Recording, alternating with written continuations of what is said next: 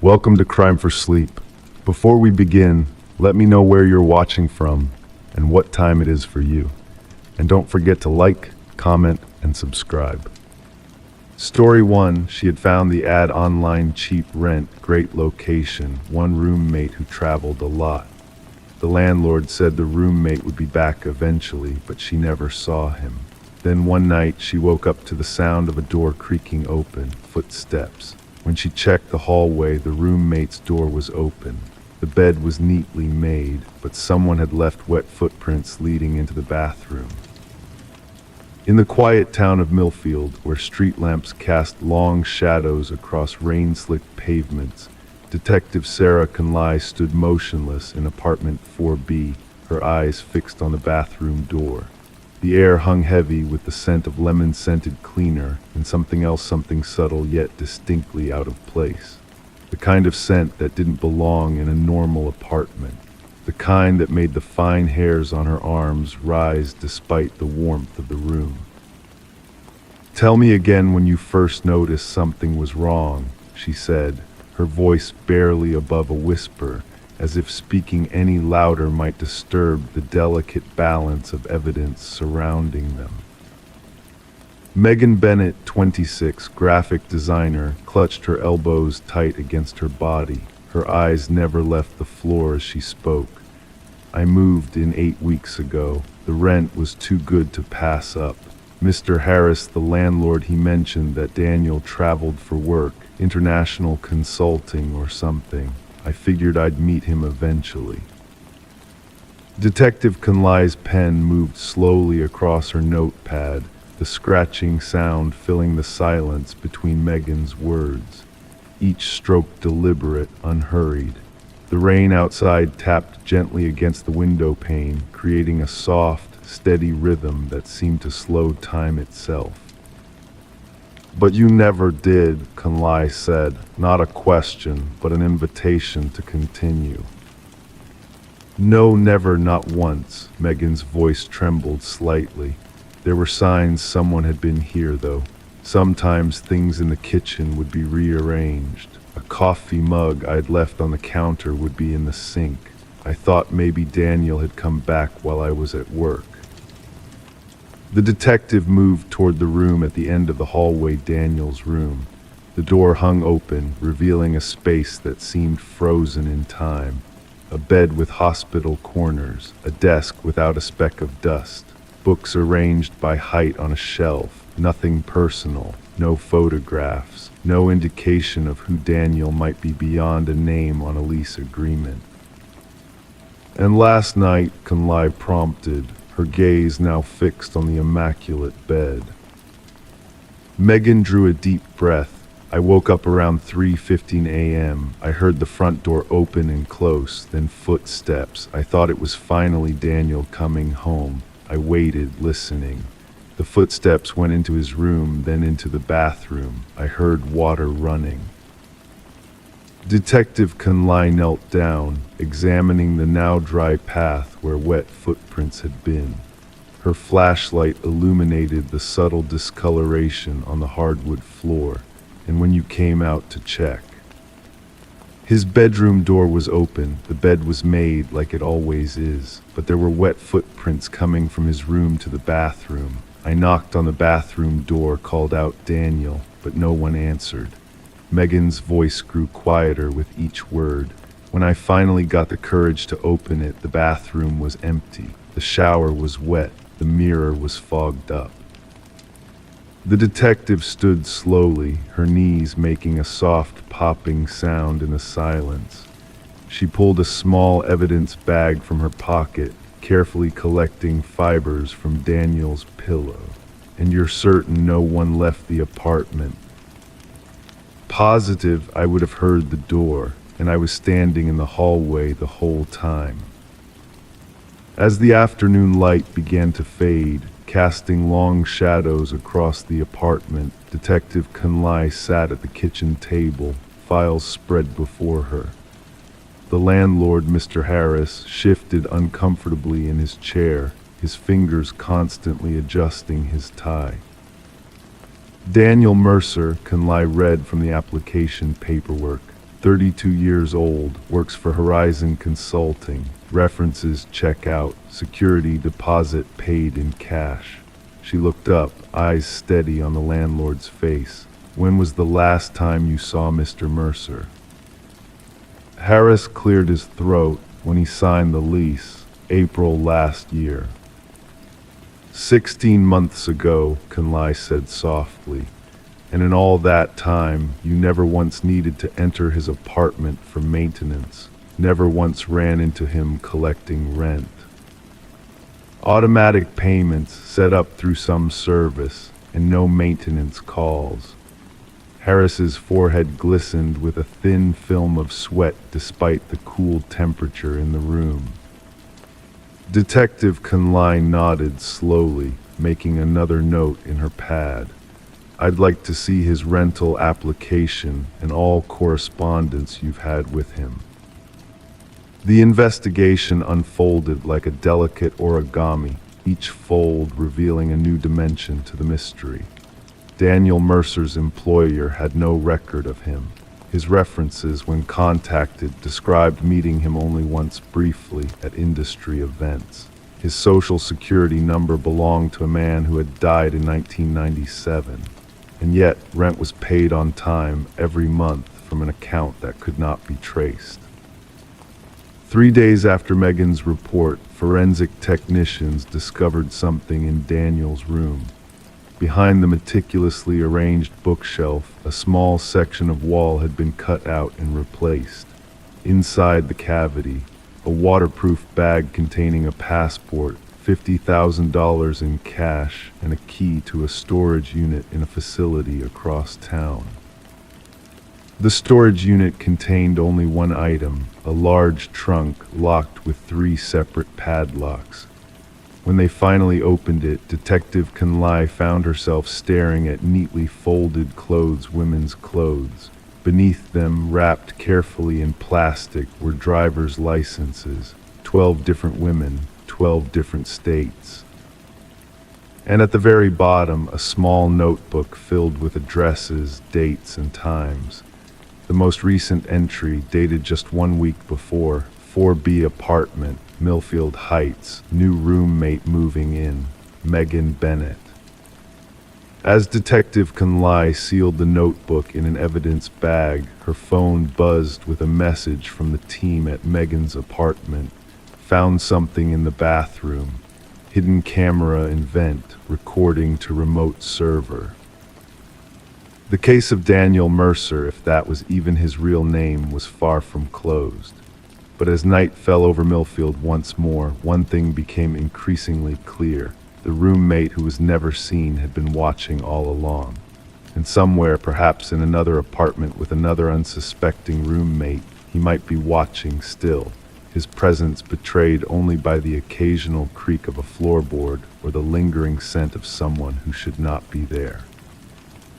In the quiet hours between midnight and dawn, when the streets of Millfield lay silent under a blanket of darkness, Detective Conlai often found herself awake, wondering about the man who had mastered the art of being invisible.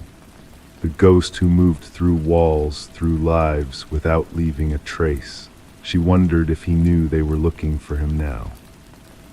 And sometimes, in those darkest hours, she would catch herself listening for footsteps that shouldn't be there. Story 2, in the quiet suburb of Oakwood Hills, where maple trees line streets named after birds and presidents, Eleanor Madsen lived alone in a Victorian house that had seen better days. The neighborhood was known for its safety, the kind of place where people still left their doors unlocked, but not Eleanor, never Eleanor. The heavy oak door at the front of her home had been there since 1892, its brass handle worn smooth by generations of palms. The lock was old, too stiff and temperamental, requiring a firm twist and sometimes a gentle nudge with the shoulder to fully engage. Every night at precisely 10:15, Eleanor would turn that lock, testing the handle afterward with a gentle tug, a ritual as regular as her evening chamomile tea. Detective James Harlow first encountered the case on a Tuesday morning in late October, when the trees outside the precinct windows were shedding copper-colored leaves that collected in the building's gutters. The call had come in as a possible break-in, but there was something odd about it from the start. "She says it's happened 12 times now," Officer Reeves explained, sliding a thin folder across Harlow's desk. The paper made a soft, whispering sound against the worn wood. "Door unlocked every morning, but nothing stolen, nothing disturbed." The detective's fingers traced the edge of the file, feeling the slight roughness of the manila paper. "Faulty lock?" he asked, voice low and measured in the quiet of the early morning office. The locksmith checked it twice, working perfectly. When Harlow arrived at Aliner's house, the air held that peculiar stillness that often settles just before rain. She was waiting for him on the porch, a tall woman in her 60s with silver hair pulled back in a neat bun, her cardigan buttoned precisely to the throat despite the mild weather. "It started 6 weeks ago," she explained, leading him through a hallway where faded photographs documented a family history he couldn't quite piece together. Her voice was steady, her hands weren't shaking, but Harlow noticed how her eyes constantly drifted toward the front door. "At first, I thought I'd forgotten. We all have moments at my age."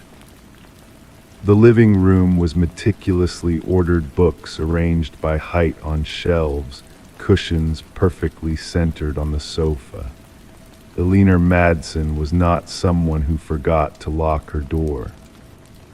"But then it kept happening," she continued, pouring tea into delicate cups that clinked softly against their saucers. "Every morning unlocked, sometimes even slightly open."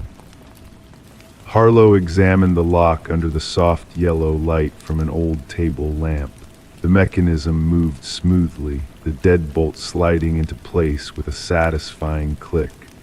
"No signs of tampering," he murmured, more to himself than to Aliner.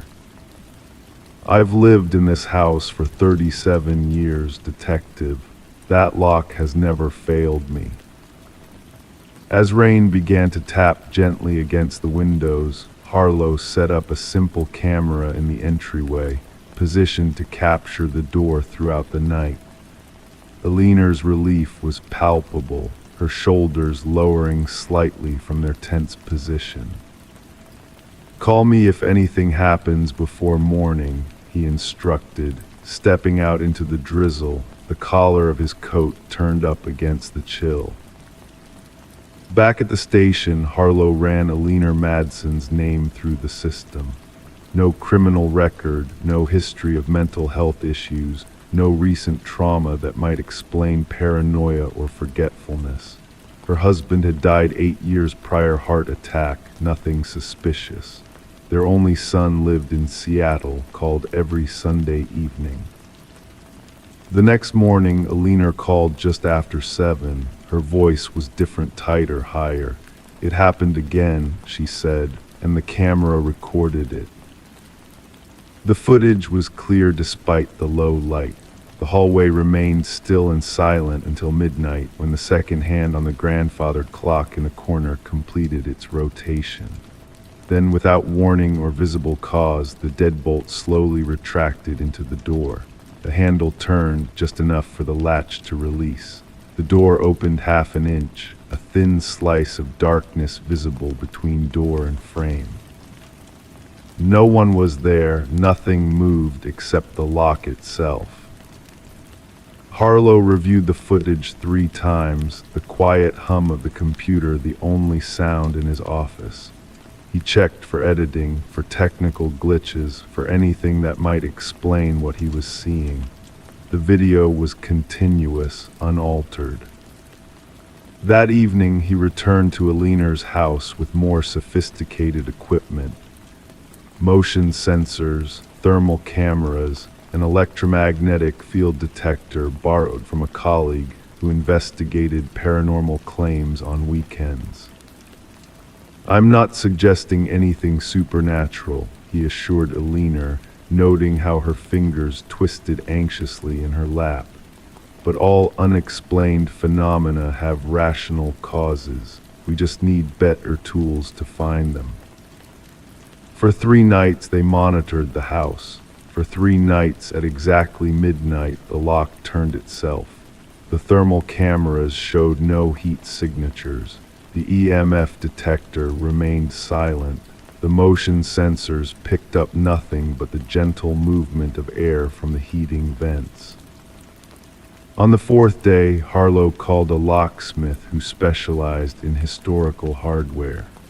The elderly man arrived with a leather satchel of tools that looked as antique as the lock itself. His gnarled fingers moved with surprising dexterity as he disassembled the mechanism piece by piece. "Well, here's your problem," he finally said, holding up what looked like a small metal cylinder. "This is a time tumbler. Not common, but they were a specialty item back when this house was built." Alina and Harlow exchanged glances. "A time tumbler?" the detective asked. "It's a mechanical timer inside the lock," the locksmith explained, placing the piece on a cloth on the table. "Usually installed for security concerns back when household staff were common. The lock would automatically disengage at a preset time, allowing early morning deliveries or servants' entry without disturbing the family. But this house has been here for over a century," Alina said, her voice barely above a whisper. "Why would it suddenly start working now?" The locksmith shrugged. "Metal expands and contracts with temperature changes. Old springs can suddenly release after decades of tension. Sometimes all it takes is the right combination of humidity, temperature, and time."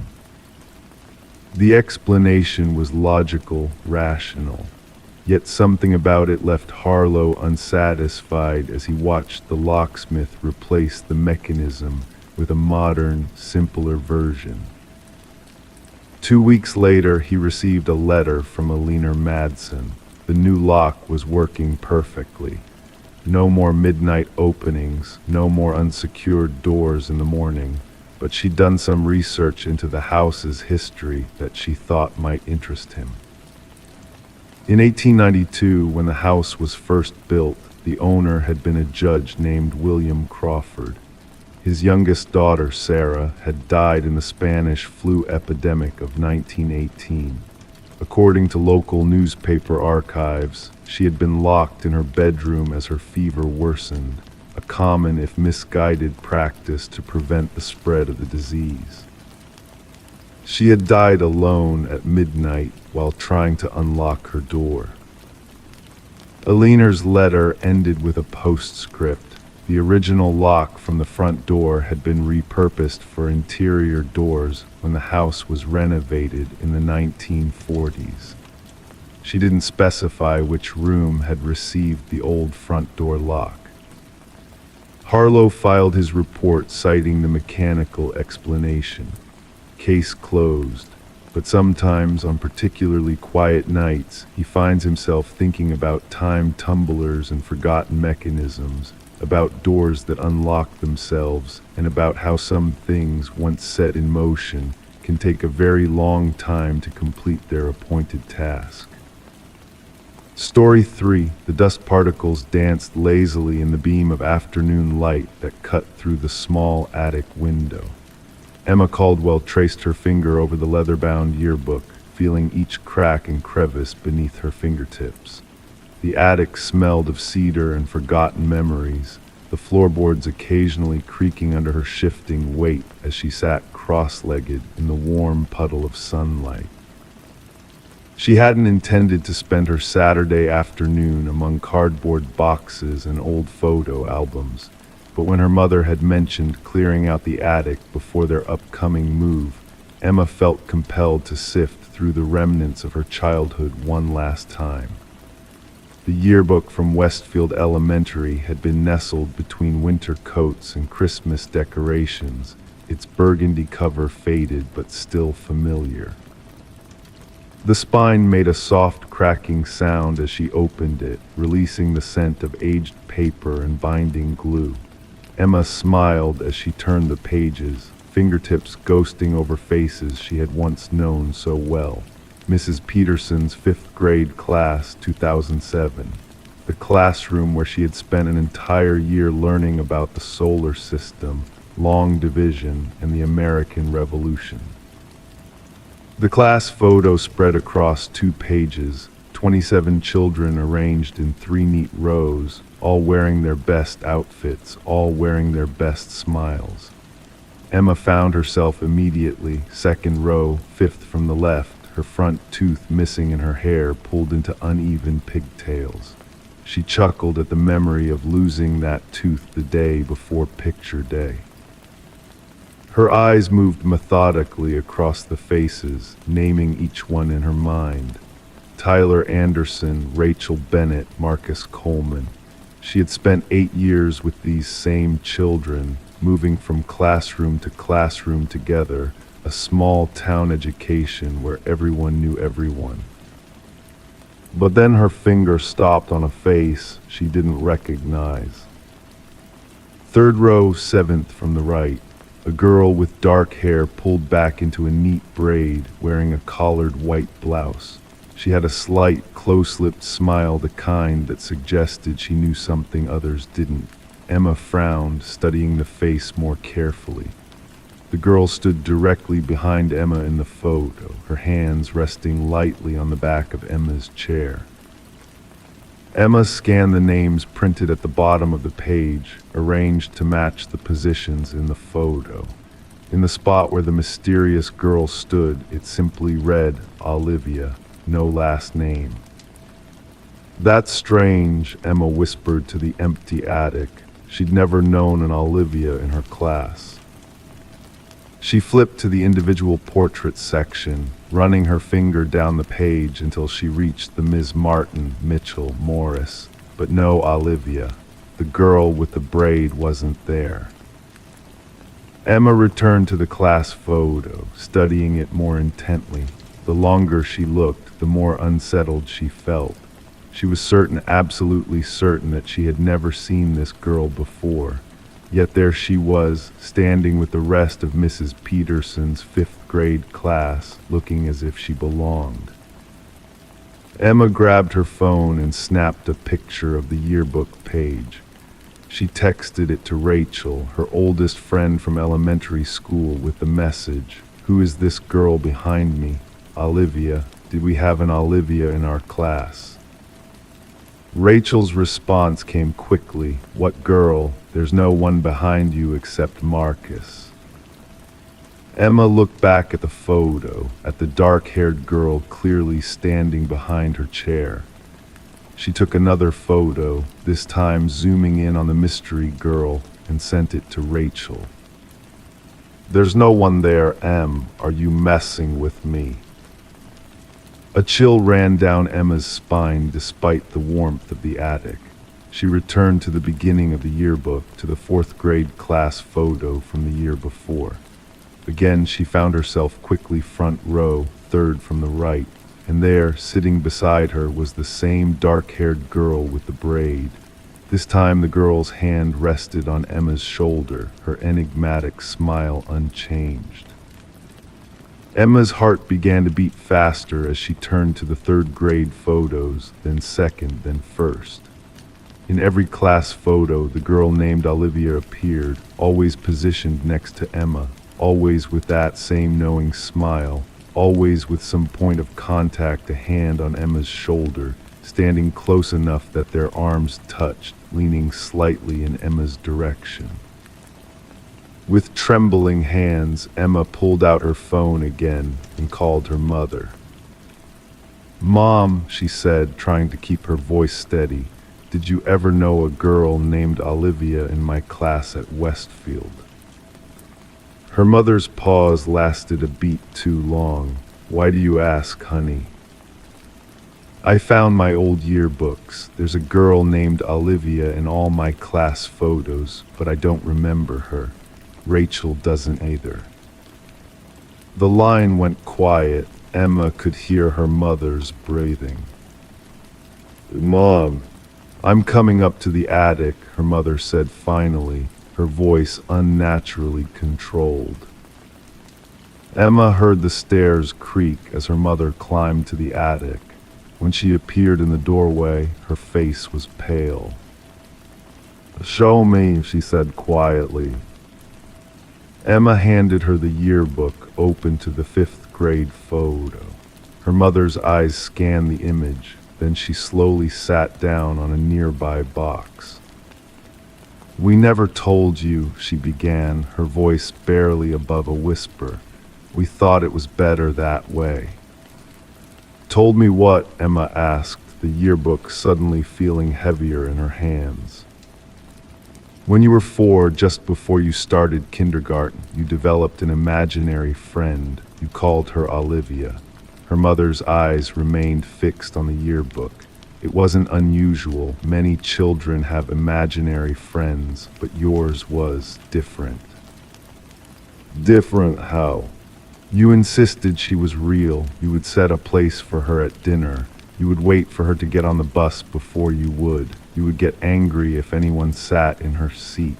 Her mother looked up at Emma. "The school psychologist said it was just a phase, that you would outgrow it." "But what does that have to do with these photos?" Emma asked, pointing to the dark-haired girl. Her mother's hand trembled slightly as she took the yearbook. "There is no girl in these photos, Emma. There never was." Emma grabbed the book back, staring at the image. The girl named Olivia looked back at her, solid and real as any other child in the photo. "That's impossible. She's right there."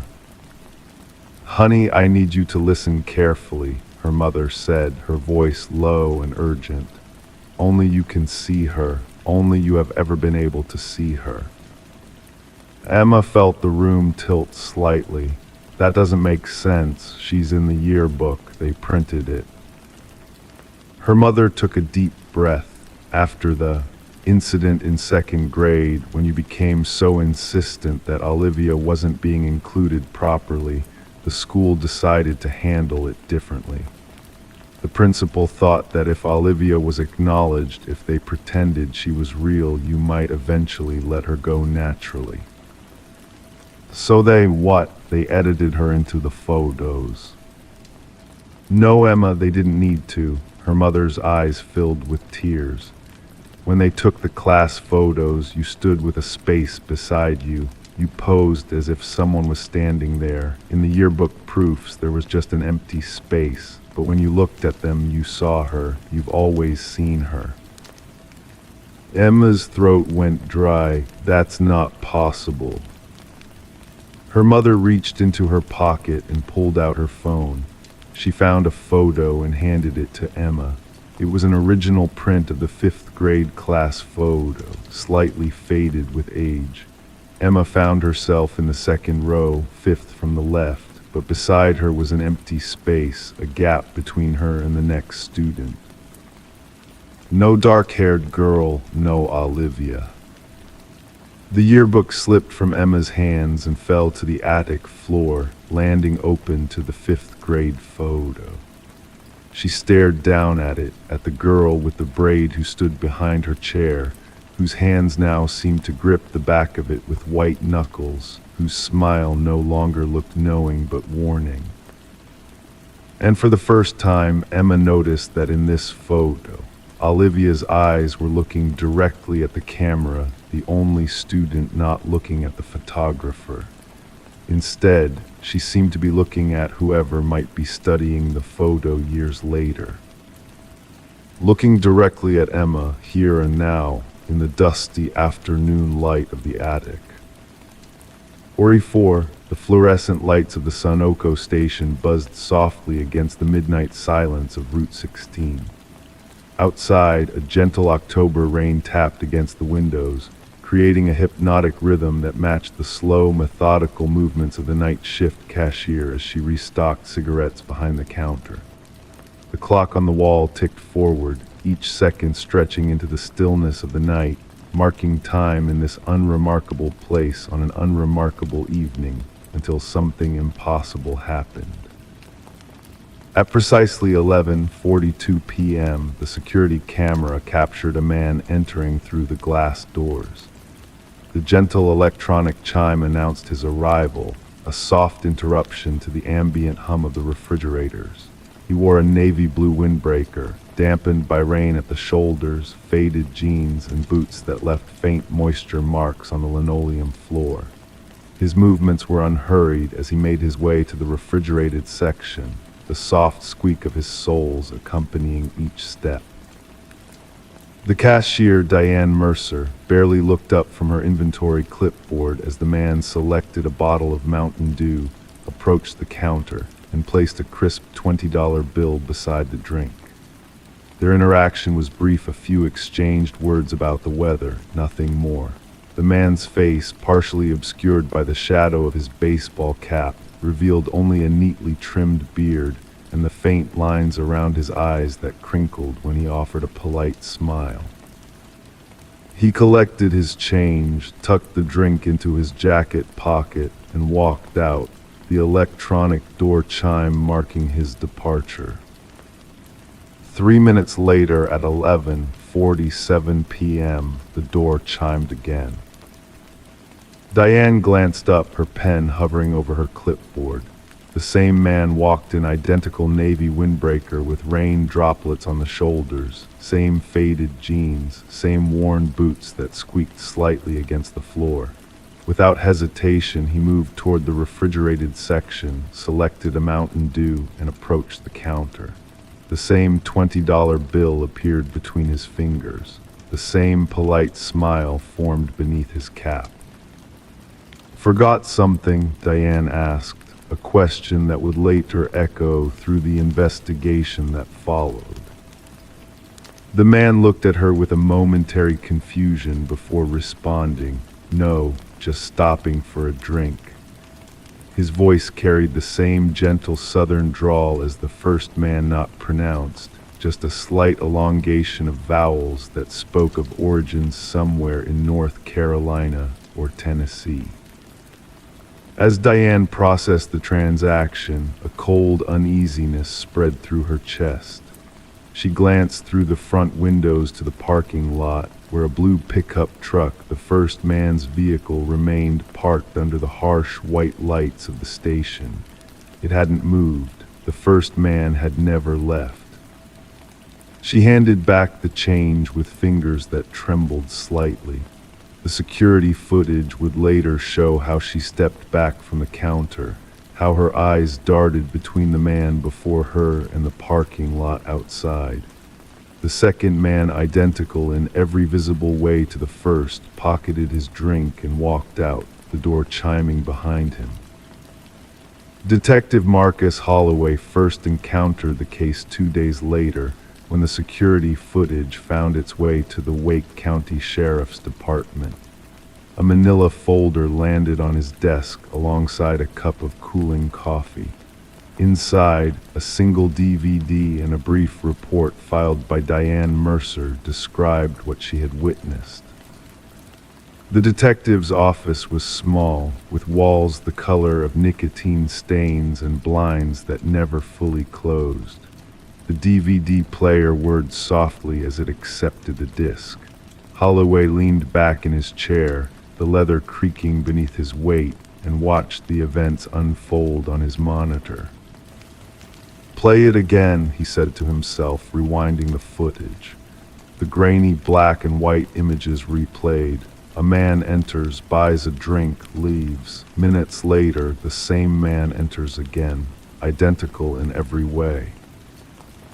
Holloway's fingers drummed lightly against his desk as he paused the footage at various points, studying the timestamp in the corner of the screen. No jumps or irregularities, no signs of tampering. He leaned closer to the screen, narrowing his eyes at the image of the man's face, trying to discern any differences between the first visitor and the second. In the days that followed, Holloway interviewed Diane Mercer 3 separate times. Each retelling remained consistent, unnervingly so. He collected the receipt data, confirming 2 separate transactions 3 minutes apart. He reviewed additional footage from exterior cameras, which showed the blue pickup remaining stationary throughout both transactions. "Did you notice anything different about the second man?" Holloway asked during their final interview, his voice carrying the soft weight of exhaustion. "Anything at all? The way he walked, talked, smelled even?" Diane shook her head slowly, her fingers curled around a styrofoam cup of vending machine coffee. "It was him," she said. "Same person, exactly the same, but it couldn't be, could it?" The blue pickup truck became the center of the investigation.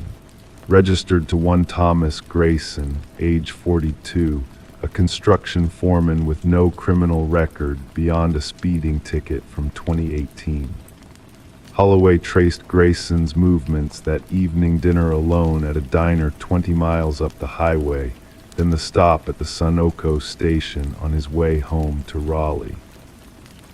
But Thomas Grayson never made it home that night. His house stood empty when officers performed their welfare check. His bed remained made, his coffee pot clean and dry.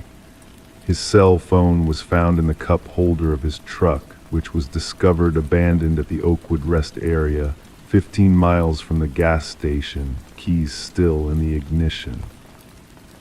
The second man, the copy, the duplicate, the impossibility, vanished into the night. No other cameras captured his image. No witnesses reported seeing him after he exited the gas station. He simply ceased to exist beyond the boundaries of the Sunoco's fluorescent lighting. 6 months later, the case of Thomas Grayson remained open but inactive. Detective Holloway still kept the DVD in his desk drawer, occasionally reviewing the footage during late nights at the office. Forensic analysts found nothing unusual about the video itself: no digital manipulation, no evidence of twins or lookalikes staging an elaborate hoax.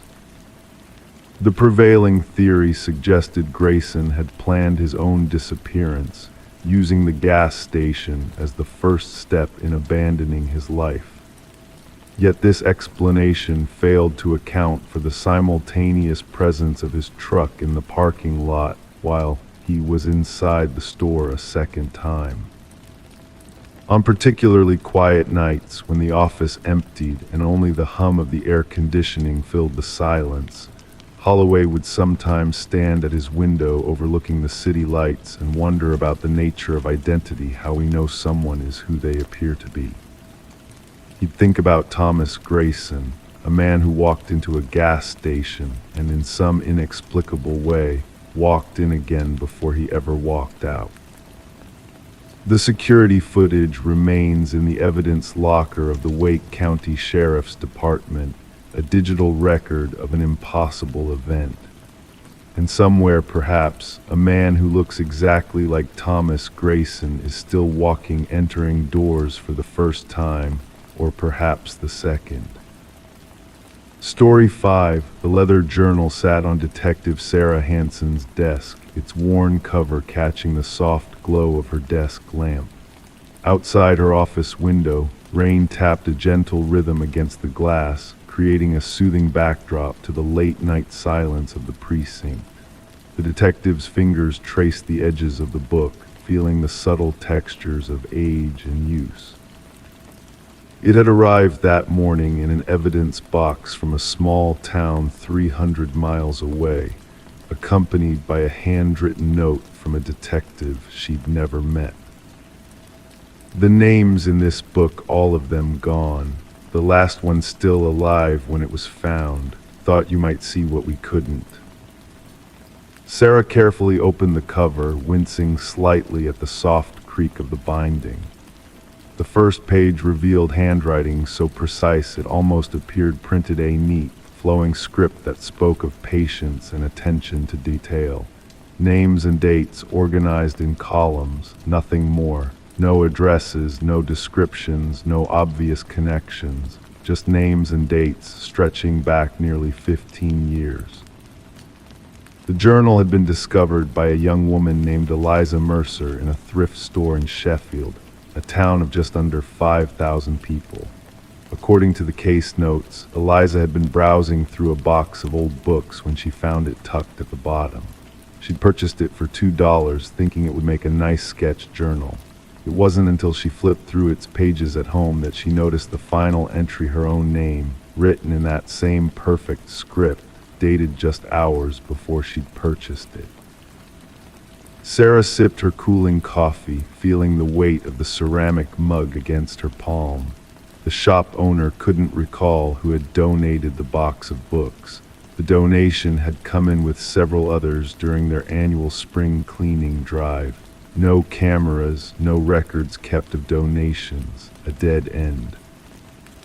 She turned the pages slowly, studying the names. 57 in total, including Eliza Mercer, each written with the same careful penmanship, each followed by a date. Sarah had already checked the first 10 names against missing persons and obituary records. Each person had been reported missing or found dead within 3 days of the date beside their name. Never on the exact date, always within the 3-day window following. The soft hum of the building's heating system created a white noise backdrop as Sarah continued through the list. Name after name, date after date, missing or dead, all of them, except for Eliza Mercer, who had found her own name written as the final entry and immediately contacted the local police. The detective assigned to the case in Sheffield, a veteran named Reynolds, had initially dismissed it as a bizarre coincidence or perhaps a prank, but something about Eliza's fear had prompted him to check a few of the names. When the pattern emerged, the case took on a new dimension. Reynolds had worked it for 3 months before sending it to Sarah's department, known for handling unusual cases. Sarah leaned back in her chair, the leather creaking softly beneath her. The metal filing cabinet in the corner ticked as it cooled in the night air. She closed her eyes, letting the ambient sounds of the empty precinct wash over her while her mind worked through possibilities. The book itself had yielded no fingerprints except Eliza's and Detective Reynolds'. The paper was common, available at any stationery store. The leather cover was well made but unremarkable. The ink was standard black, possibly from a fountain pen based on the flow of the script, but again, nothing that couldn't be purchased in thousands of locations. She opened her eyes and returned to the journal, this time focusing on the geographical distribution of the names. They spanned 7 states, though most were concentrated in rural areas within a 300-mile radius. The victims shared no obvious physical characteristics. Different ages, genders, occupations, backgrounds. The only connection was their appearance in this book, their names written in that perfect script before they disappeared or died. The phone on her desk rang, its sudden intrusion into the quiet making her fingers tighten momentarily around the journal. It was Reynolds. "I've been thinking about the journal," he said without preamble, his voice grainy through the connection. "About Eliza Mercer's name being the last one. Why would the writer stop there? Why expose themselves by including someone who would discover the book?"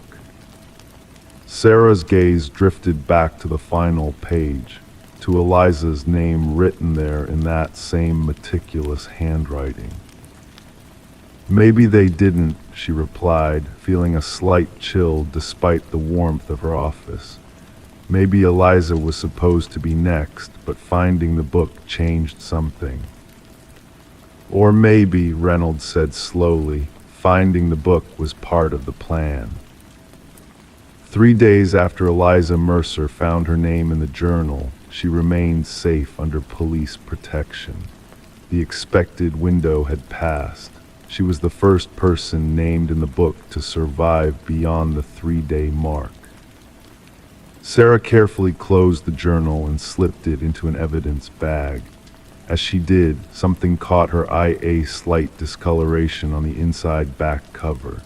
Using her desk lamp, she angled the journal to catch the light. There, almost invisible unless you knew to look for it, was a name written in the same perfect script, this time pressed so lightly into the leather that no ink had been used. Detective Sarah Hansen. The soft rain continued its gentle pattern against her window as she stared at her own name, feeling the weight of the journal in her hands, suddenly heavy with implication. The building settled around her with a quiet groan of old pipes and weathered foundations. Somewhere in the distance, a door closed with a soft click, and Sarah realized why the book had been sent to her. Story 6, the leather-bound book, had been forgotten on the third-floor shelf of the Millfield County Library for 17 years. Its pages had yellowed slightly at the edges, and the scent of aged paper mingled with the faint aroma of lemon polish that hung in the air.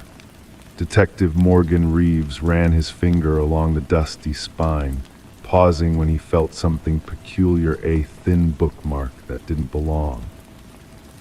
He carefully extracted the volume from between its companions and opened it to find a small slip of paper with a phone number written in faded blue ink. The handwriting was neat but hurried, as though the person who'd scribbled it down had been pressed for time.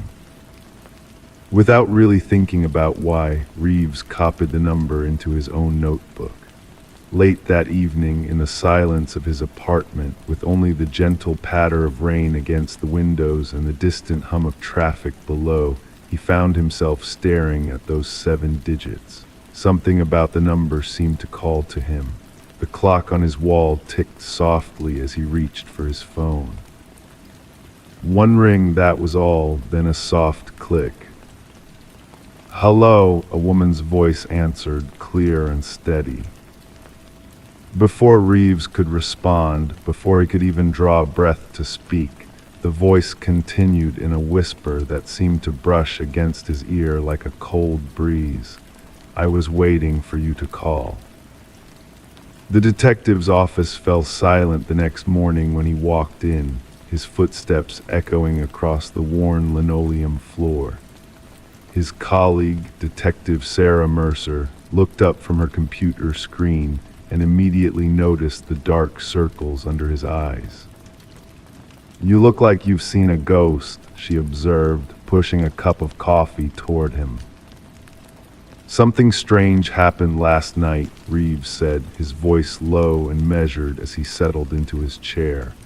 The wooden frame creaked beneath him as he withdrew his notebook and laid it open on the desk. "I found a number in an old book at the library when I called it." He hesitated, the memory of that voice still fresh in his mind. Detective Mercer waited, her expression patient but curious. Outside, clouds drifted across the morning sun, causing shadows to slide slowly across the office floor. "The voice on the other end knew I was going to call," Reeves finally said, "before I even spoke." Mercer's skepticism was evident in the slight arch of her eyebrow, but she said nothing as Reeves dialed the number again, this time putting it on speaker. They listened as it rang once, then went silent. "No answer." "Try again," Mercer suggested, leaning forward, her interest piqued despite her initial doubt. 3 more attempts yielded nothing but that solitary ring followed by silence. No voice, no connection, no explanation. The 2 detectives might have left it at that, a strange coincidence, perhaps a crossed line had it not been for what happened next. As they prepared to move on with their day, Reeves's desk phone rang. The sound was jarring in the quiet office. He reached for it, his fingers closing around the receiver with a sense of inevitability. "Detective Reeves," he answered. "Stop calling that number," the same female voice from the night before said. "You don't know what you're doing." Then the line went dead. What followed was a slow, methodical investigation that began to consume Reeves and gradually Mercer as well. They traced the phone number through records, discovering it had belonged to a woman named Eleanor Sinclair, who had lived in a small apartment at the edge of town until her disappearance 15 years earlier. Her case had gone cold, with no body found and no suspects identified. The book in which Reeves had found the number, a volume on local folklore, had been checked out only once in the past 20 years, by Eleanor herself, just 3 days before she vanished. On a gray Tuesday afternoon, the detectives found themselves standing outside Eleanor's former apartment building, a modest structure with peeling paint and windows that seemed to absorb light rather than reflect it. The current tenant, an elderly man named Mr. Peterson, invited them in, the floorboards sighing beneath their weight as they entered. "I've always felt like she's still here sometimes," Mr. Peterson told them, his gnarled hands wrapped around a mug of tea. "Especially near the telephone. Sometimes it rings, but when I answer, there's no one there." Reeves felt a chill run up his spine that had nothing to do with the temperature in the room. He glanced at the old rotary phone sitting on a small table by the window. As they watched, a fine layer of dust seemed to shift on its surface, though there was no breeze. Their investigation led them deeper into Eleanor's life, a quiet librarian with few friends but a keen interest in local history, and according to her journal, which they eventually located, supernatural phenomena. The final entry in her journal, dated the day before her disappearance, contained just one line: "I think I've found a way to reach through." Days turned into weeks. The phone number remained disconnected according to official records, yet Reeves would occasionally receive calls from it, brief, cryptic messages that seemed to guide their investigation, always ending before he could ask questions. Then came the breakthrough. While reviewing security footage from the library's archives, they discovered something impossible: a woman who looked remarkably like Eleanor, based on her photographs, entering the library just last month. The timestamp showed she had been there the very day Reeves had found the number. "How can she be in that footage?" Mercer whispered, her skepticism finally giving way to unease. "She'd be in her 60s now, but this woman looks exactly as she did 15 years ago," Reeves finished, staring at the frozen image on the screen. That night, as Reeves sat alone in his apartment, the phone rang. He knew who it was before he answered. "Eleanor," he said simply. "Time isn't what you think it is, detective," she replied, her voice as clear as if she were standing beside him. "Neither is distance. I'm trying to come back, but something's holding me here." "Where are you?" he asked, his heart pounding. "Between," she answered, "always between. The call connects us, but not completely. Find the other books, detective. The ones I marked, they'll show you how to help me." The line went dead, leaving Reeves with more questions than answers, and the unsettling feeling that the boundary between present and past, between here and somewhere else, was far more permeable than he had ever imagined. The case of Eleanor Sinclair remains officially unsolved. Detective Reeves continues his search for the marked books, spending long hours in the library where it all began. Sometimes, out of the corner of his eye, he catches glimpses of a woman moving between the shelves, always just out of reach. And sometimes, in the deep quiet of night, his phone rings once before he even thinks to call. Story 7. The streetlights of Westbrook cast long, amber shadows across the wet pavement. It had rained earlier that evening, not a downpour, but a persistent drizzle that left everything with a glossy sheen, reflecting the city's glow. It was in this setting that Michael Donner first stepped out of his office building at 11:42 p.m. on October 17, 2018. The security camera footage would later show him adjusting his coat against the light chill, checking his watch, and then raising his hand to hail a taxi. Detective Sarah Mercer watched this footage 17 times over the course of her investigation. Each viewing revealed something subtle: the way Donner's shoulders relaxed when the yellow cab pulled to the curb, how he seemed to exchange only the briefest of words with the driver before sliding into the backseat. The camera's angle didn't capture the driver's face, just a silhouette behind the wheel as the taxi merged back into the thin late-night traffic.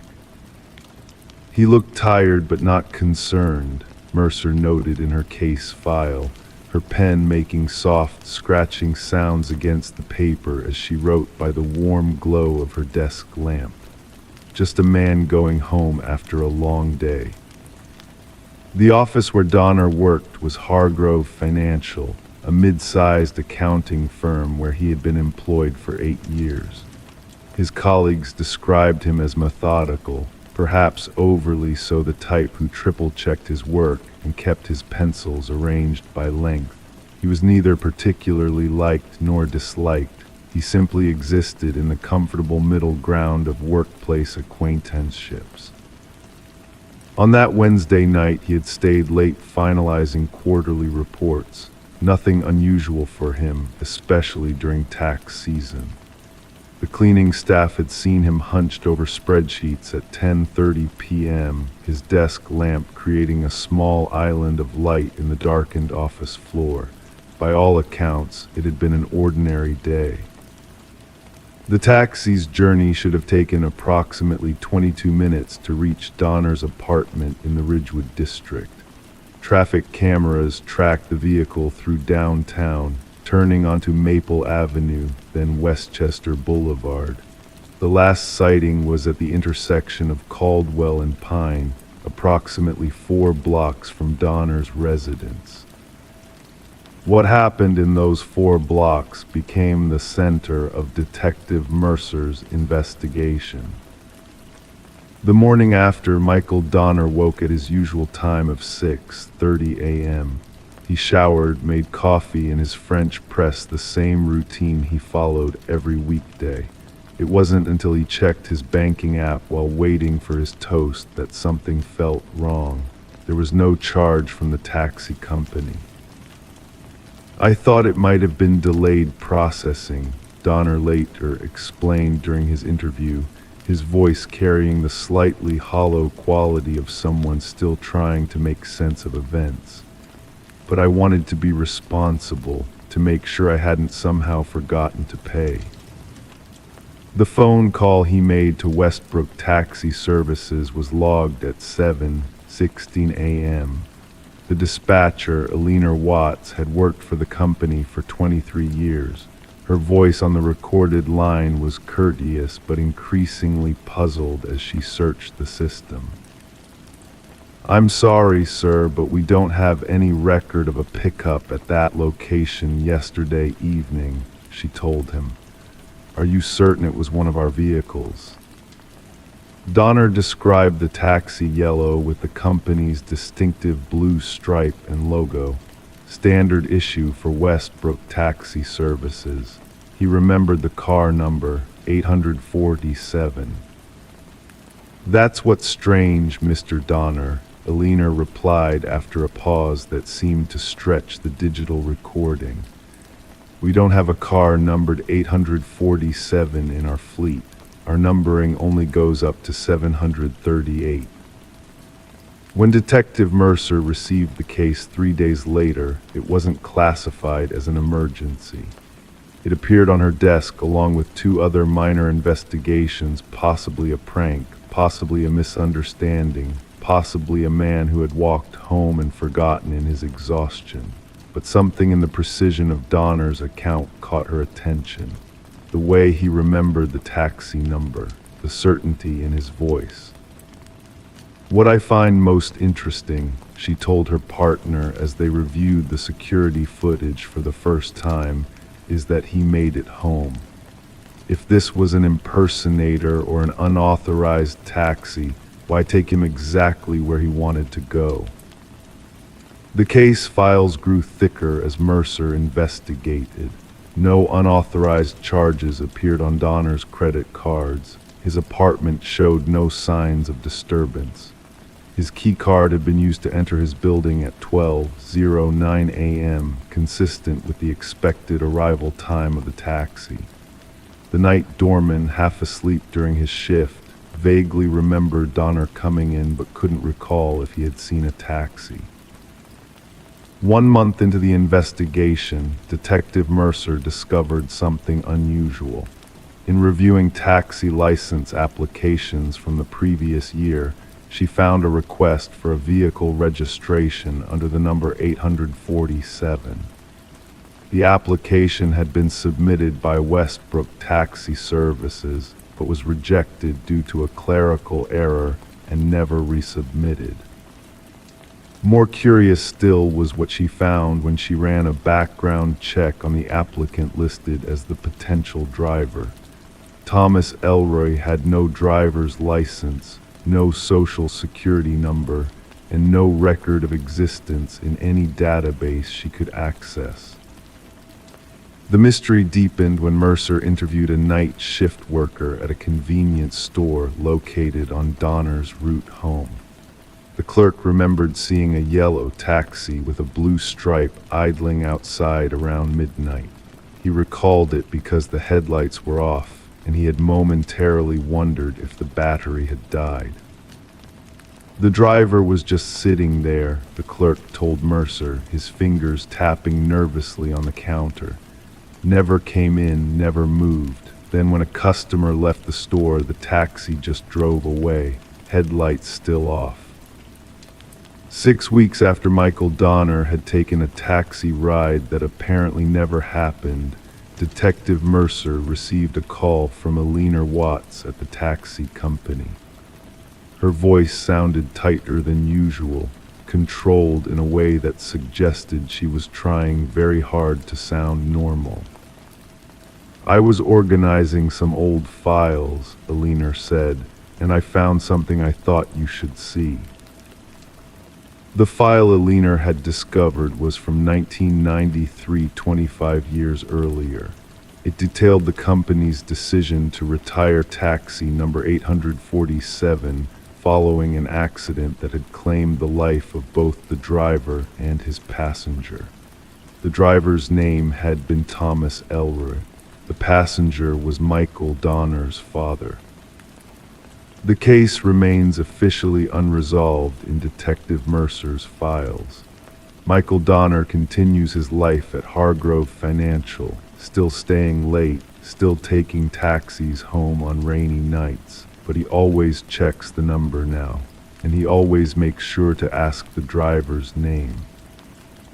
Sometimes, late at night when the rain makes soft patterns against her window, Detective Mercer still wonders about taxi number 847, about who or what had driven Michael Donner home that night and why. The security cameras show him arriving safely at his door, the taxi pulling away, headlights off, disappearing into the night like it had never existed at all. Perhaps in some way it never had. Story 8, the antique shop owner warned them not to open it.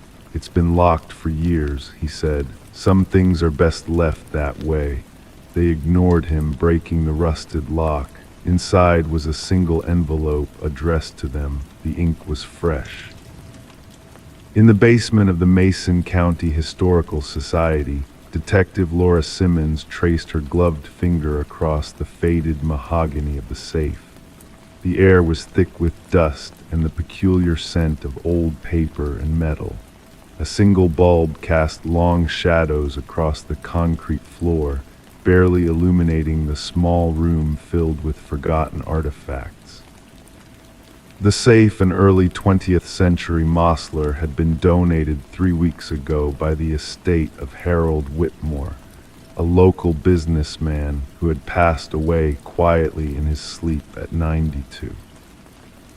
Strange that someone would break into a historical society just for this, Laura murmured, her words dissolving into the stillness. The curator stood behind her, wringing his hands, his breathing shallow and quick. Nothing else was touched, he said, his voice barely above a whisper. Security footage shows 2 individuals entering at 2:17 a.m. They knew exactly where to go, exactly what they wanted. Laura nodded slowly, examining the broken lock. Precision work, not the crude prying of amateur thieves. These were people who understood the mechanics of such an antique, who came prepared with specific tools. The safe door hung open, revealing the empty interior save for a scattered few metal filings where the lock had been dismantled. "And you said there was just the envelope inside?" Laura asked, her pen hovering above her notepad. The curator nodded. "According to our records, yes. When the safe was donated, we were instructed not to open it. Mr. Whitmore's will specified it should remain sealed for 20 years after his death." Laura made a note, the scratch of her pen against paper echoing in the small room. But someone couldn't wait that long. The morning light streamed through the windows of Harold Whitmore's study as Laura examined the old photographs on the wall. The house smelled of leather-bound books and the faint trace of pipe tobacco that had seeped into the furnishings over decades. Harold's daughter, Eleanor, a woman in her 60s with silver hair pulled back in a neat bun, sat across from her, hands folded in her lap. "My father was a collector of oddities," Eleanor explained, her voice steady but tired.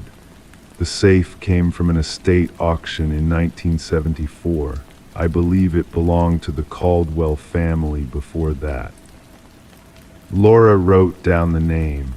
The Caldwells had been prominent in Mason County since the 1920s, owners of the local paper mill before it closed in the early 2000s. "Did your father ever mention what was inside the safe?" Laura asked. Eleanor shook her head. "He never opened it. At least that's what he told me. He said some mysteries were meant to stay that way. It became something of a family joke what might be inside. Treasure, love letters, evidence of some forgotten crime. And yet, in his will, he donated it specifically to the Historical Society, with instructions not to open it for 20 years. Eleanor's eyes drifted to the window, to the garden where birds were gathering around a feeder. "My father was protective of other people's secrets. Whatever was in that safe, he believed it needed to stay buried a while longer." The Caldwell house stood on a hill overlooking the town, its Victorian architecture a testament to a bygone era of prosperity. Now it sat mostly empty, maintained by a caretaker who lived in the converted carriage house. Laura walked through the rooms, noting the spaces on walls where paintings had once hung, the indentations in the carpet where furniture had stood for generations.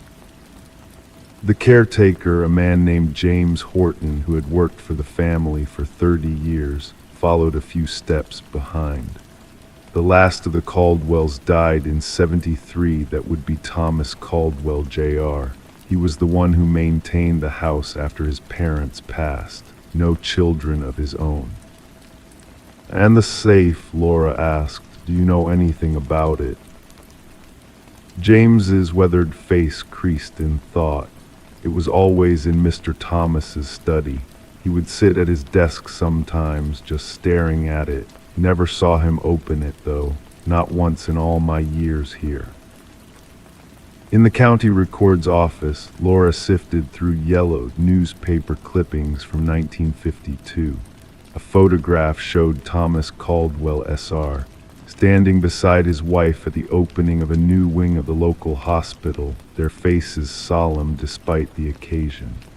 Their son, Thomas Jr., stood slightly apart, his gaze directed somewhere off camera. A separate article dated a week later reported the disappearance of Catherine Morris, a nurse at the hospital. 26 years old, unmarried, last seen leaving her shift on a Tuesday evening. Her car was found parked at the scenic overlook by Miller's Creek. No signs of struggle, no body ever recovered. Laura leaned back in her chair, the connections forming slowly in her mind like ink spreading through water. Thomas Caldwell, Jr., had been 28 in 1952, never married, worked at his father's paper mill in an administrative role, despite his education as a physician. The next morning, Laura received a call from Eleanor Whitmore. Her voice trembled over the line. "Someone broke into my house last night," she said. "They didn't take anything but my father's study. They went through everything." Laura arrived to find Eleanor standing in the doorway of the study, arms wrapped around herself. Books had been pulled from shelves, drawers emptied onto the floor, the desk cleared of its contents. "They were looking for something specific," Laura said, surveying the methodical nature of the search. Eleanor nodded, her face pale. "I found this on the desk." She held out a small card. On it was typed a single line: "The truth doesn't stay locked away forever." That evening, Laura sat at her kitchen table, piecing together what she knew. Harold Whitmore had been a lawyer in Mason County since the 1960s. The Caldwell family had been clients. Thomas Caldwell, Jr., died in 1973, and sometime after, Harold acquired the safe from the estate. He never opened it, but ensured it would remain sealed for decades after his death. Now, someone had broken into both the Historical Society and Eleanor's home, searching for something connected to that safe. Something that had been hidden for over 70 years. The envelope addressed to whoever had opened the safe with fresh ink. Laura's phone rang, breaking the silence. It was the curator from the Historical Society. "Detective Simmons, I thought you should know. We've been going through the donation records for the safe more thoroughly. There was a note with Mr. Whitmore's instructions that we overlooked before. It said, if opened before the appointed time, contact Eleanor Whitmore immediately." Laura thanked him and hung up, a chill settling over her despite the warmth of her kitchen. She dialed Eleanor's number, but there was no answer. After 3 attempts, she grabbed her keys and headed for the door. Eleanor's house was dark when Laura arrived. The front door stood slightly ajar. Drawing her weapon, Laura entered, calling out Eleanor's name. The house remained silent except for the steady ticking of the grandfather clock in the hallway. In Harold's study, Laura found Eleanor sitting at the desk, a single lamp illuminating her face. Before her lay an open envelope and a handwritten letter. "They were here when I got home," Eleanor said without looking up, "waiting for me." "Who was waiting, Eleanor?" "The grandchildren, Catherine Morris's grandchildren." Eleanor finally raised her eyes to meet Laura's. They've been searching for answers about their grandmother for years. They found old letters, pieced together the story. She and Thomas Caldwell, Jr., had been in love, but his family opposed the match. She wasn't from the right social circle. Laura holstered her weapon and moved closer to the desk. What was in the envelope from the safe? "A confession," Eleanor replied, her voice hollow. "Thomas Caldwell, Jr. wrote it before he died. Catherine wasn't missing, she was buried on the Caldwell property. She was pregnant with Thomas's child. His father found out and there was an argument. Thomas S.R. pushed her. She fell, hit her head. They covered it up, made it look like she disappeared. Laura exhaled slowly, the weight of the decades-old secret filling the room. And your father, how was he involved? He was the Caldwell family lawyer. He helped them cover it up. Alina's hands trembled as she folded the letter. He kept Thomas Jr.'s confession all these years, locked away in that safe.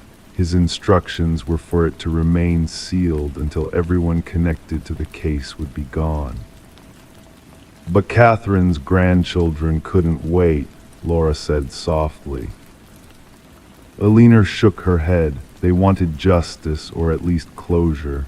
They'd traced the safe to the Historical Society, broke in to find the confession. When it wasn't what they expected, just directions to come here, they searched the house. I arrived while they were still here. Where are they now? Alina gestured vaguely toward the window. Gone. They have what they came for, the truth about their grandmother, and directions to where she's buried.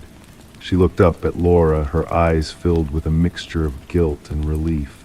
Some secrets should stay buried, that's what my father believed, but maybe the truth needed to come out, even after all this time.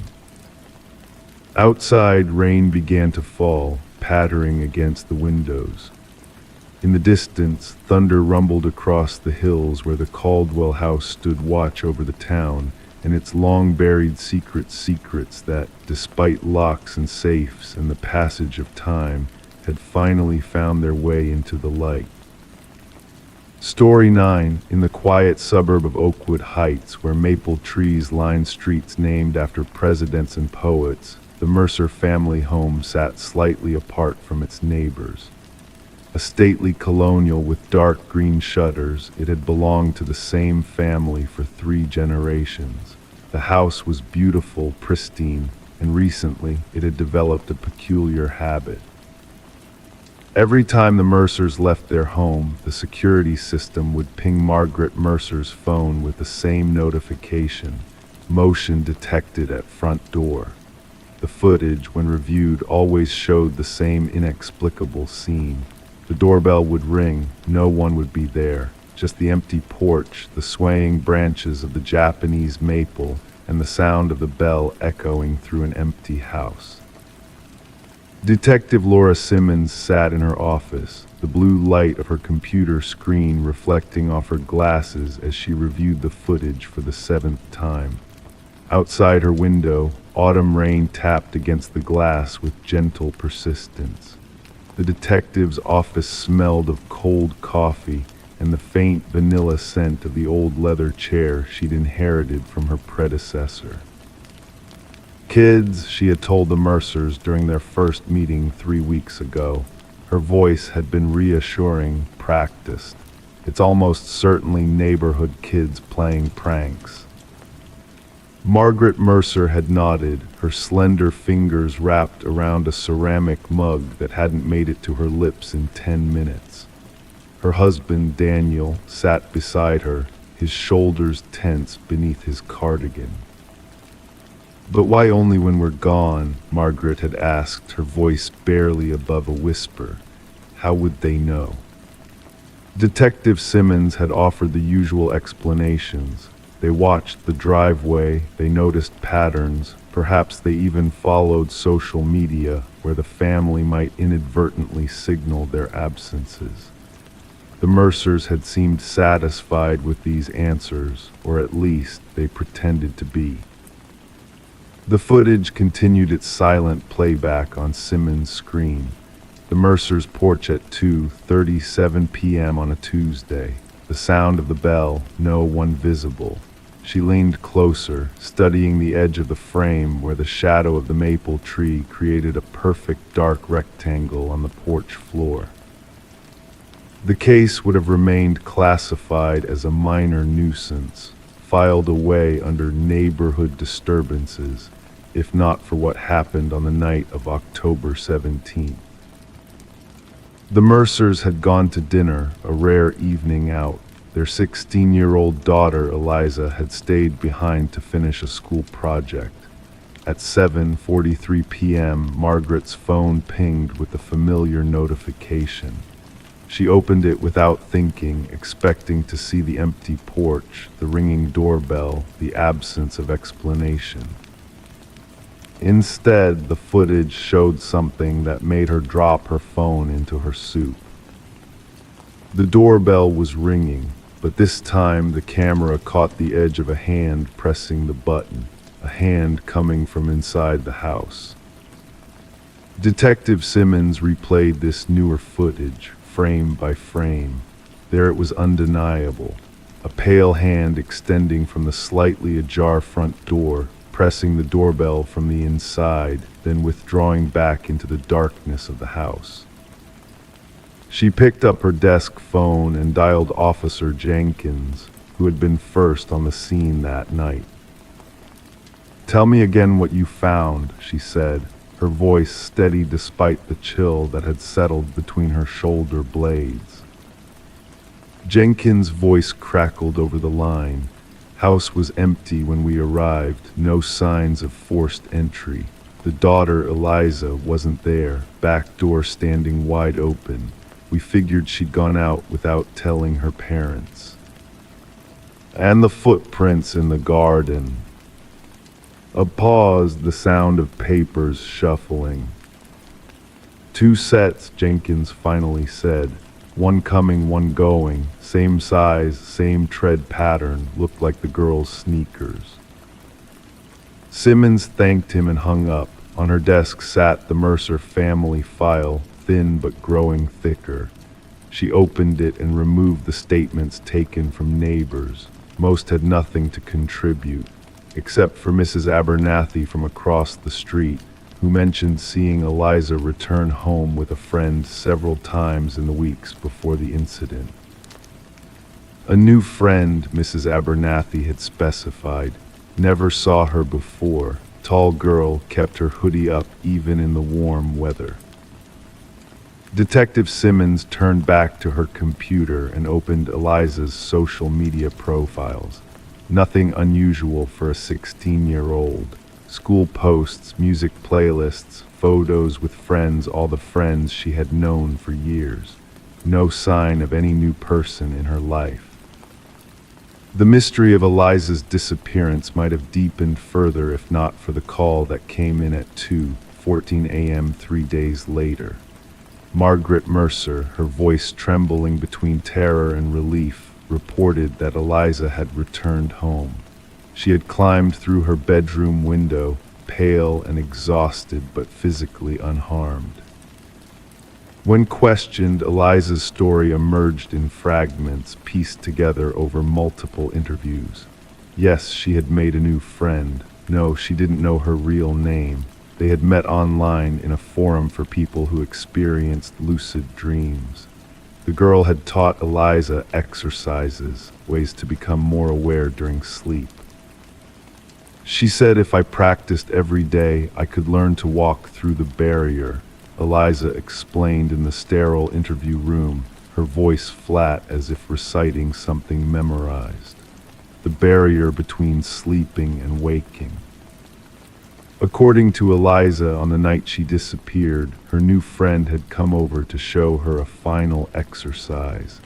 They had sat facing each other on Eliza's bedroom floor. The friend had played strange tones on her phone, had Eliza repeat certain phrases. Then I was somewhere else, Eliza said, not asleep, not awake, walking in between. The next 3 days were a blur to her. She remembered walking through empty, mist-filled versions of familiar places.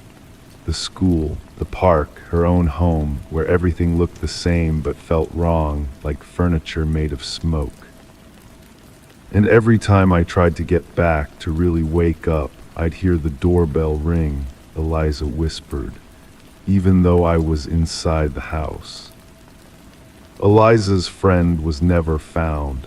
The account they had communicated through disappeared.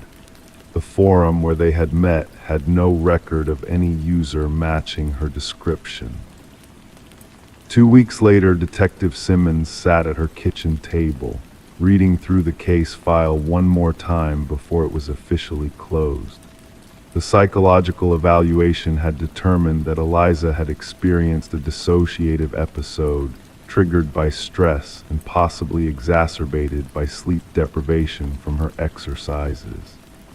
The friend, if she existed at all, was likely someone who had taken advantage of a vulnerable teenager's interest in the paranormal. Simmons closed the file. The explanation made sense. It tied up the loose ends. It explained why the security camera had captured a hand ringing the doorbell from inside Eliza herself in an altered state, trying to wake up by creating a familiar stimulus. As she stood to make a cup of tea, Simmons' phone pinged with a notification. Her own home security app alerting her to motion at her front door. She opened the video feed, her empty porch, the sound of the doorbell ringing, no one there. Detective Simmons stared at the screen for a long moment, then slowly turned toward her own front door, where the deadbolt was securely fastened. From somewhere deeper in her house came the soft, unmistakable chime of a doorbell ringing from the inside. Story 10. It was a pocket dial, just static and muffled sounds. The operator almost ignored it until a voice cut through. A woman whispering frantically, "He's here." He then silence. The number led to an empty house, abandoned for years. No signs of forced entry, no disturbances. But in the dust-covered kitchen, the phone sat on the counter, screen glowing. The call had been made just minutes ago. Detective Morgan Reed pressed the playback button for the 5th time. The whisper haunted her, desperate, terrified, and impossible. The abandoned property had belonged to the Sullivan family before they relocated following a house fire that consumed most of the West Wing. Nobody had lived there since. The caretaker visited monthly and swore nobody had entered in years. Background check on the number, Morgan asked her partner, Detective Walsh. Registered to Catherine Sullivan, the daughter. She died 3 years ago in a car accident. Morgan stared at the evidence bag containing the phone. The case made no sense. A dead woman's phone making calls from an abandoned house. The dust on the counter had been disturbed only where the phone sat, as if it had materialized there. The forensic team found nothing useful. No fingerprints on the device except partial smudges that couldn't be identified. No footprints leading to or from the house. The doors remained locked, windows sealed. The recording became the centerpiece of their investigation, those 11 seconds of static, breathing, and 5 desperate words. Voice analysis confirmed it matched Catherine Sullivan's voice from old videos with 98% certainty. The timestamp showed the call occurred at the exact time Catherine had died 3 years prior, down to the minute. Morgan and Walsh interviewed everyone who knew Catherine. Her father, now remarried, seemed genuinely baffled. Her mother, living alone in a small apartment, broke down upon hearing the recording. "That's my Katie," she whispered. "She sounds so scared." Catherine's boyfriend at the time of her death, Mark Jennings, had an alibi for the night of the call. He was working a night shift at the hospital, verified by multiple witnesses and security footage. Besides, the house had been empty. The call couldn't have happened, yet it did. The investigation stalled until Morgan received a call from Catherine's mother. "I found something in her old things," she said, voice trembling. "Katie kept a journal, the last entry. You need to see this." The journal contained meticulous entries about Catherine's relationship with Mark. The loving beginning, followed by controlling behavior, isolation, and eventually fear. The final entry read, He found out I'm leaving. He's furious. If anything happens to me, it wasn't an accident. Morgan confronted Mark again, his confident demeanor cracked under questioning about the journal. You think I hurt Katie because of what she wrote? That's not evidence. The accident report stated you were first on the scene, Morgan noted, before emergency services. I was worried when she didn't arrive. I went looking for her. Her car went off a remote road. How did you know where to look? His face paled. I told you I was worried. Investigators revisited the accident scene. The car had been removed years ago, but Morgan ordered ground-penetrating radar of the area. They discovered something buried 20 feet from the crash site, Catherine's actual phone. The device they'd found in the house was her backup, kept at her parents' home. Forensic analysis of the buried phone revealed deleted texts between Catherine and her sister the night she died. Mark found out I'm leaving him. He's following me in his car, and later, he's forcing me off the road.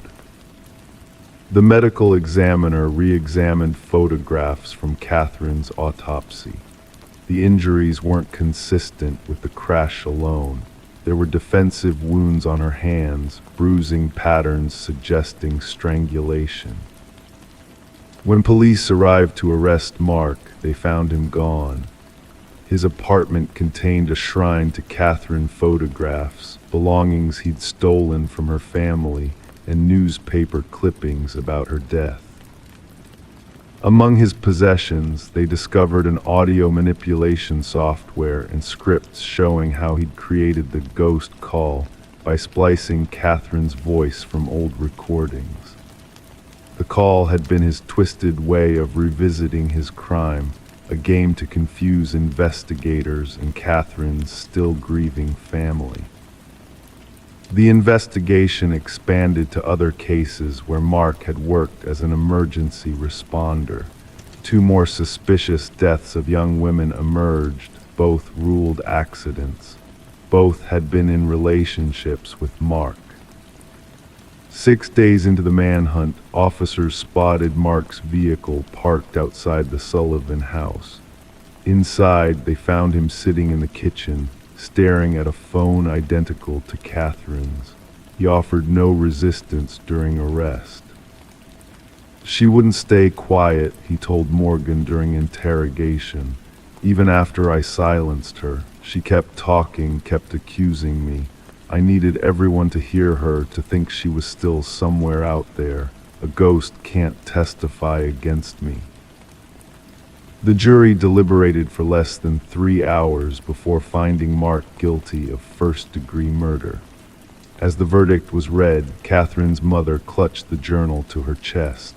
Justice had finally arrived, not through supernatural means, but through the voice Catherine had left behind in her words, her fears documented in ink, her final desperate attempts to reach safety. The phone from the abandoned house now sits in the evidence locker. Sometimes officers swear they hear it ring, though its battery was removed long ago.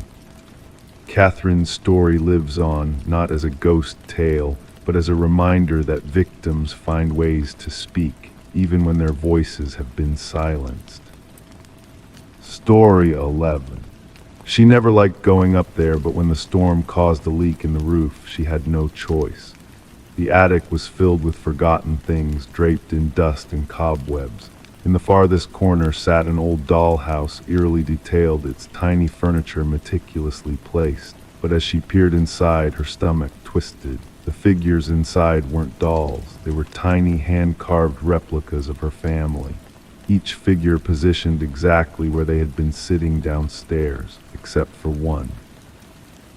The figure meant to be her was standing by the attic door. Rebecca Morgan ran her finger across the dollhouse roof, feeling the indentation where the small wooden figure stood. The discovery sent a chill through her body that had nothing to do with the cold draft whistling through the rafters. The dollhouse shouldn't have been there at all. This wasn't her childhood home, but a rental property the family had moved into just weeks earlier. The case began with Rebecca's frantic call to law enforcement. Officers arrived at the suburban residence to find a family in distress, huddled in their living room, refusing to return upstairs. The lead investigator, Detective Sarah Harmon, initially dismissed their concerns as an elaborate prank or perhaps the overactive imagination of a family adjusting to an unfamiliar house. The detail is what struck me, Detective Harmon would later recall during interviews. Each miniature figurine captured something distinct about each family member: the father's receding hairline, the teenage son's hoodie, even the small birthmark on the mother's hand. The investigation shifted when forensic teams discovered fingerprints on the dollhouse that matched none of the family members. More disturbing still were microscopic cameras found embedded in the eyes of each miniature figure, all connected to a sophisticated recording system hidden beneath the dollhouse itself. Analysis of the Morgan family's movements over preceding days revealed an unsettling pattern. The positions of the figures in the dollhouse didn't just match where the family had been sitting that evening, they matched exact positions from different days, suggesting someone had been watching them long enough to learn their habits. We realized we weren't dealing with a simple case of stalking, explained Detective Harmon. The perpetrator demonstrated a level of obsession rarely documented in criminal psychology literature. The investigation uncovered a hidden basement entrance concealed behind a false wall in the pantry. Inside, investigators found a makeshift living space with evidence someone had been residing there since before the Morgans moved in. Food wrappers, water bottles, and a sleeping bag suggested the intruder had been living underneath the family for weeks. What puzzled investigators most was the absence of forced entry. Property records revealed the house had been vacant for nearly a year before the Morgans moved in. The previous owners, an elderly couple, had both passed away within months of each other. Their son had handled the estate sale and subsequent rental of the property. Interviews with neighbors yielded little information. Most hadn't noticed anything unusual, though one elderly woman mentioned occasionally seeing lights in the house during its vacancy period. I assumed it was the real estate people showing the property, she told investigators. Never occurred to me someone might be living there without permission. The breakthrough came through digital forensics. Examining the surveillance system connected to the miniature cameras, analysts discovered the data was being transmitted to an external server. The IP address led investigators to a small apartment across town. Inside, they found walls covered with photographs of the Morgan family and previous occupants of the house. Journal entries detailed the daily routines of each family member with disturbing precision. The most chilling discovery was a workshop containing dozens of partially completed dollhouses, each representing different homes in the area. The apartment belonged to Martin Wells, the son of the previous homeowners. His financial records showed mounting debt after his parents' deaths. Rather than selling the house outright, he'd created the hidden living space, continuing to live there while collecting rental income from unsuspecting tenants. The dollhouse was his control center, explained the forensic psychologist assigned to the case. Each figure represented someone he watched, The figure of Rebecca by the attic door wasn't a threat, it was his way of acknowledging her discovery of his surveillance system. During interrogation, Wells remained eerily calm as he described his motivation. They were living in my house, sleeping in my parents' bedroom. I needed to make sure they were treating it with respect. When asked about the positioned figures, he simply stated, "I wanted them to know I was always watching." The psychological evaluation revealed a complex case of possessive delusion. Wells couldn't emotionally process losing his childhood home and created an elaborate system to maintain control over it. The dollhouse had become his way of possessing both the property and its occupants. The Morgan family never returned to the house. Rebecca later recalled the moment that haunted her most wasn't finding the dollhouse, but realizing what it meant. Someone had been watching us all along, measuring our lives, turning us into playthings. The real horror wasn't the dollhouse itself, it was knowing that in his mind, we were just dolls to be positioned and observed. Wells was charged with multiple counts of stalking, invasion of privacy, illegal surveillance, and breaking and entering. The case prompted a review of real estate disclosure laws regarding deaths on properties and the responsibility of agents to ensure homes are properly vacated before new occupants move in. During sentencing, the judge noted the extraordinary violation the Morgan family had endured. You didn't just invade their home, you invaded their sense of safety and autonomy. You observed their most private moments and recreated them for your entertainment. What makes the case particularly disturbing to criminologists is how long Wells might have continued undetected had Rebecca not discovered the dollhouse. Forensic analysis of his journals suggested he had been living secretly within homes for nearly 2 years, moving from one property to another, creating dollhouses of each family under observation. The Morgan family eventually found a new home far away, but Rebecca admitted in victim impact statements that she still checks closets and crawl spaces routinely. She removed all dollhouses and miniatures from their new residence. "Some days I still feel like I'm being watched," she said. "I wonder if somewhere, someone is still moving a tiny version of me around in a dollhouse I haven't discovered yet." Story 12. The old apartment had its quirks, pipes that groaned, floorboards that creaked, but the new tenant knew what she heard wasn't normal. The footsteps were too steady, too deliberate. They came from above, slow and measured, but she lived on the top floor. One night she worked up the courage to knock on the ceiling with a broomstick. The sound stopped, the silence stretched. Then a single knock came back from inside the ceiling. Sarah Coleman never reported the knocking incident to anyone. She convinced herself it was just the building settling or perhaps some small animal that had found its way into the attic space. Even as the footsteps continued night after night, she adapted, turning up her television volume, wearing headphones to bed, anything to drown out the methodical footfalls that traced paths across her ceiling in the darkness. Detective Morris first heard about the apartment when a maintenance worker stumbled upon a hidden crawl space during routine repairs.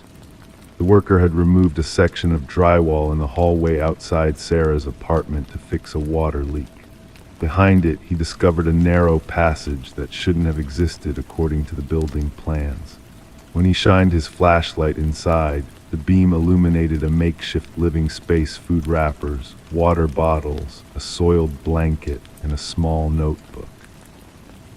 The building superintendent called the police immediately.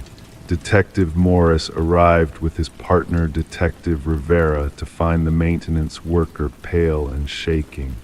"Someone's been living in the walls," he kept repeating. "Someone's been watching." The notebook contained detailed observations of Sarah Coleman, her schedule, her visitors, what she ate for dinner, what shows she watched, when she showered, when she slept. The handwriting started out neat but grew increasingly erratic toward the final pages, with bizarre symbols appearing in the margins. "The subject no longer responds to my signals," read the final entry. "She has chosen to ignore me. No one ignores me." Forensics teams combed the crawl space and found fingerprints that matched no records in any database. They discovered a complex network of passages built into the walls and ceilings of the building, some dating back decades according to structural analysis. The passages connected to 5 different apartments, but ended in viewing points, small holes disguised as fixtures or minor damage in only one, Sarah Coleman's. The investigation team interviewed current residents. None reported anything unusual beyond the typical noises of apartment living. Former residents told a different story. 3 previous tenants of Sarah's apartment described feeling watched or hearing unexplained movements. One had moved out after only 2 weeks. None had reported their experiences, fearing they would sound paranoid. The break in the case came when forensics discovered microscopic blood spatter in one of the crawl spaces. DNA testing matched it to Martin Weaver, a former resident who had disappeared without explanation 4 years earlier. His family had filed a missing persons report, but the case had gone cold. He had lived in the apartment directly below Sarah's. Detective Morris re-examined Martin's disappearance. According to neighbors, Martin had complained about noises above his apartment. He had confronted the tenant living above him at the time, a quiet man named Edward who kept to himself. Shortly after, Martin vanished. Edward moved out the following month, leaving no forwarding address. Investigators tracked Edward's rental history and discovered a pattern. He had lived in 6 different apartment buildings over 20 years. In each case, he had requested top-floor units, made few social connections, and eventually left without notice. A neighbor from his 3rd residence remembered him as intense and recalled his frequent complaints about needing silence. The investigators found property records showing that Edward had purchased remote rural land. When they arrived at the location, they discovered a cabin with walls lined with photos and notes. Images of residents from various apartment buildings, including Sarah Coleman and Martin Weaver. Maps of ventilation systems and structural weak points. Detailed journals describing observations of the specimens and maintaining the habitat. In the center of the cabin stood a corkboard with newspaper clippings. Missing persons reports, 6 of them. All former apartment residents from buildings where Edward had lived. Deep scratches marked the wooden floor beneath the board, as if something heavy had been dragged repeatedly. Behind the cabin, cadaver dogs led investigators to a freshly disturbed patch of earth. Excavation revealed human remains, and then another grave, and another. As forensic anthropologists began the grim work of identifying the victims, Detective Morris returned to Sarah's apartment building. The crawl spaces had been sealed off, but residents still reported occasional noises. Maintenance workers installing new security systems discovered something tucked into a corner where the ceiling met the wall in the hallway, a small notebook, newer than the first one found. The first page contained only one line. "They found my old nest, but not my new one." The writing matched the previous notebook. The last page held a crude drawing of Sarah's apartment layout with a new passage marked in red and a date for that night. Officers rushed to evacuate Sarah, but found her apartment empty. Her phone lay on the kitchen counter. Her television was still on. Her shower was running. In the bathroom, steam fogged the mirror. As it cleared, a message became visible, written by a finger on the glass. Look up. The ceiling panel above the shower had been removed. The manhunt for Edward continues. Investigators have identified him as Edward Mercer, former construction worker specializing in renovations. His knowledge of building structures had allowed him to create his hidden network of observation points and passages. Thermal imaging scans of Sarah's building revealed no signs of current habitation within the walls. Sarah Coleman remains missing. Her case has been linked to similar disappearances across multiple states.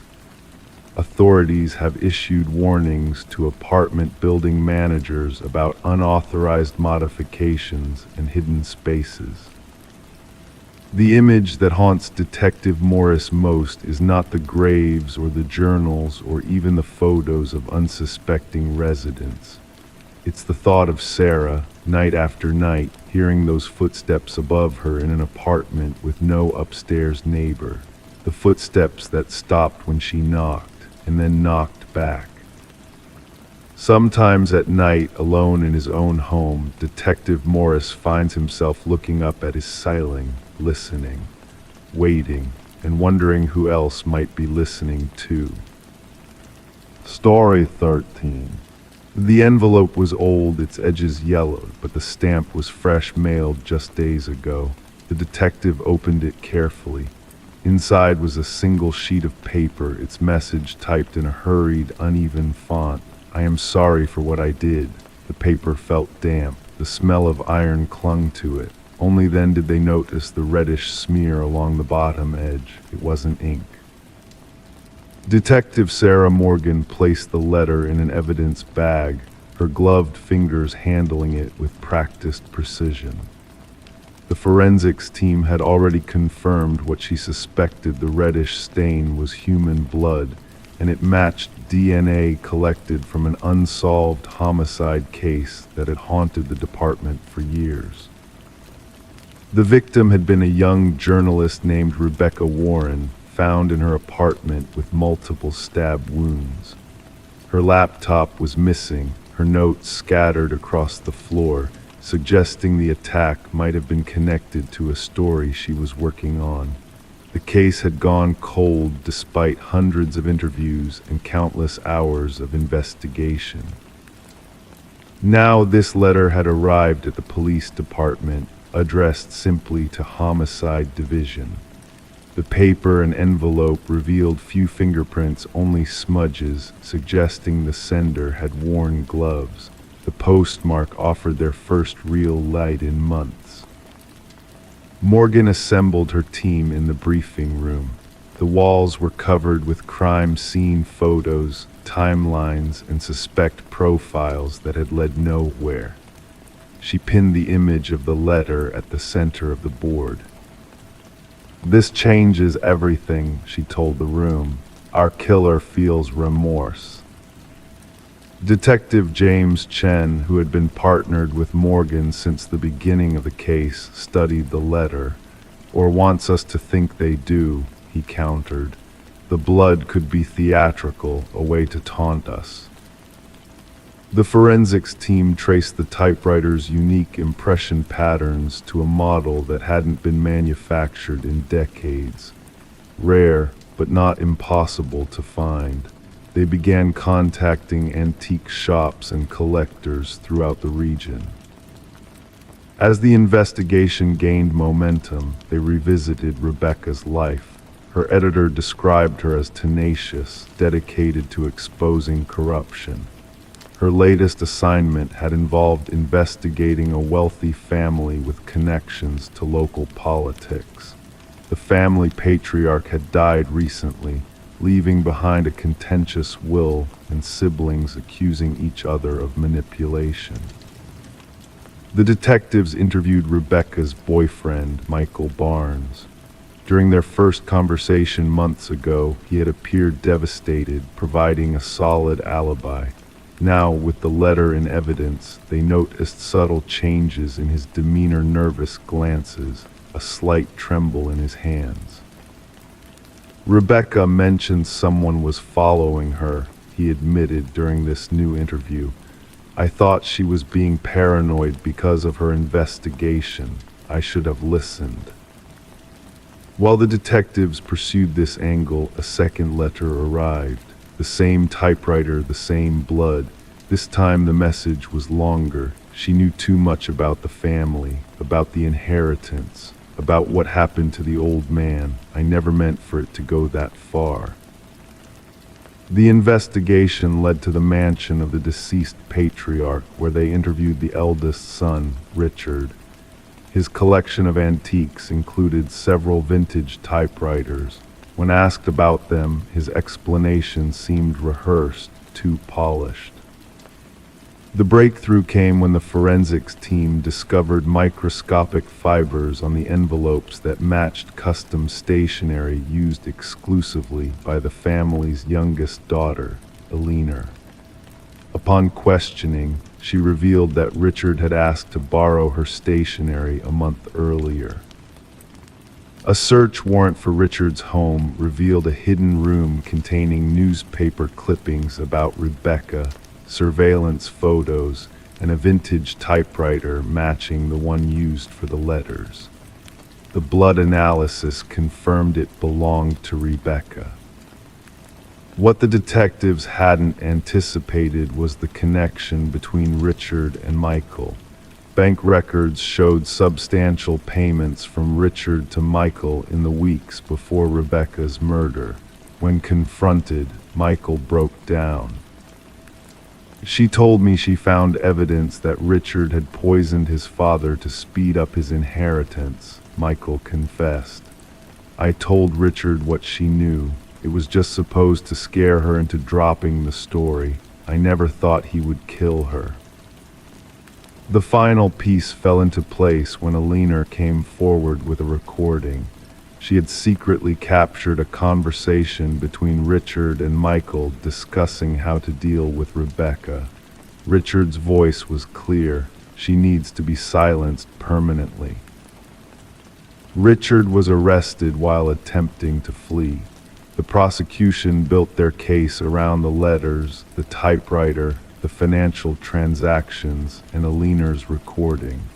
Michael took a plea deal in exchange for his testimony. During the trial, Richard maintained his innocence, claiming Michael had acted alone and was framing him. But the evidence was overwhelming.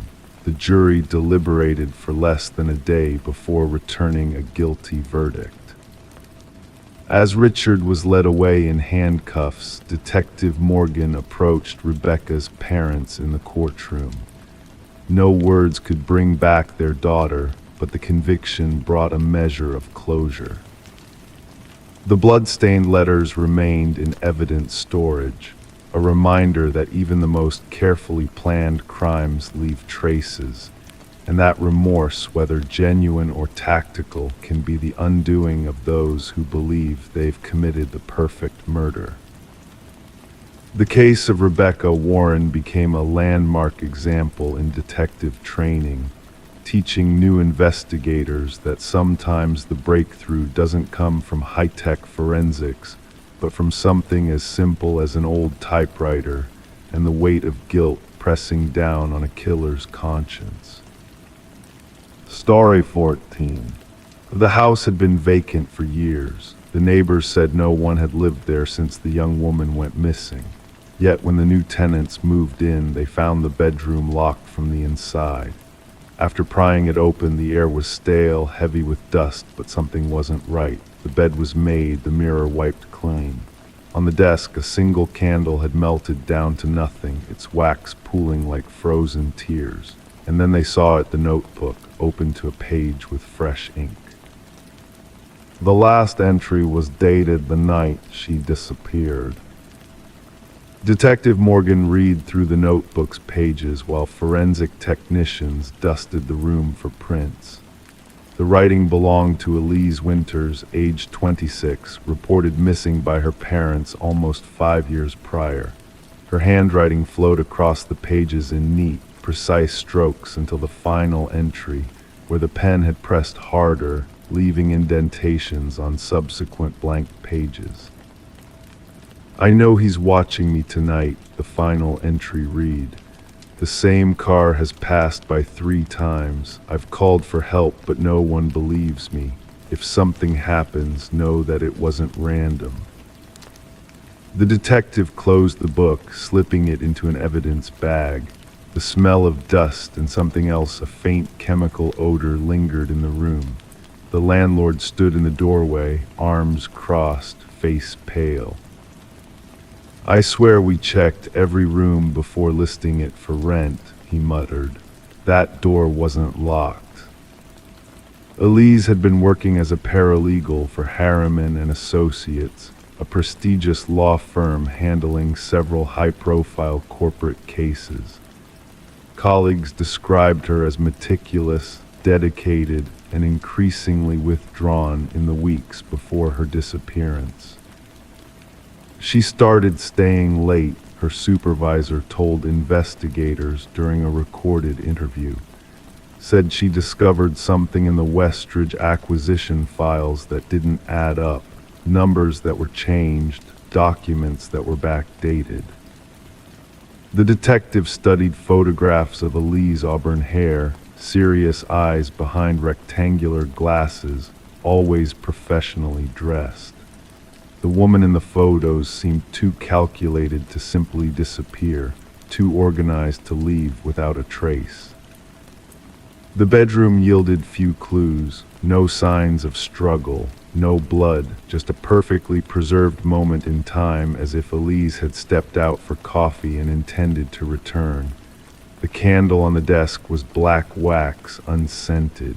Beneath it, heat had warped the wood surface. "What did you find?" Morgan asked the forensic lead.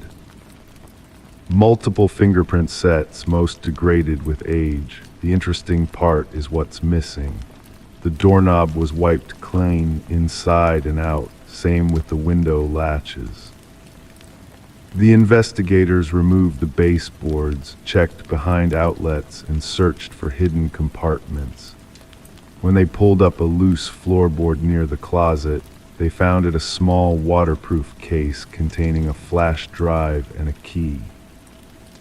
The key opened a safe deposit box at Northern Trust Bank. Inside was a second flash drive and several folders of documents. The papers detailed financial transactions between Westridge Pharmaceuticals and offshore accounts linked to several partners at Harriman and Associates. Digital forensics recovered the contents of both drives. They contained audio recordings and spreadsheets documenting manipulated drug trial data for Westridge's flagship medication, Neurapax. The recordings featured Elise's voice and that of a man identified as Vincent Harriman, senior partner. "These numbers can't go public," Harriman said in one recording. "The side effects were present in almost 40% of patients, not 4% as we reported. If this gets out, the firm is finished and Westridge stock becomes worthless overnight." "People are dying," Elise responded. "The seizures are happening exactly as the original data predicted." "This conversation never happened," Harriman replied. "Remember, what we discuss happens inside these walls stays here, for everyone's protection." Detective Morgan connected with pharmaceutical regulators, who confirmed that Neurapax had been quietly pulled from the market after a cluster of patient deaths matched the side effects documented in Elise's hidden files. Investigators subpoenaed Harriman's personal and corporate records. They found nothing directly linking him to Elise's disappearance until they discovered charges for an industrial cleaning service at his vacation property the day after she vanished.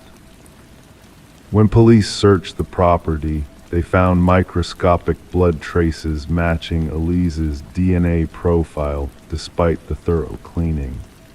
evidence was circumstantial but damning. The mystery of the locked room remained unsolved until Morgan reviewed security footage from neighboring properties. A figure matching Harriman's build approached the house during heavy rain on the night Elise disappeared.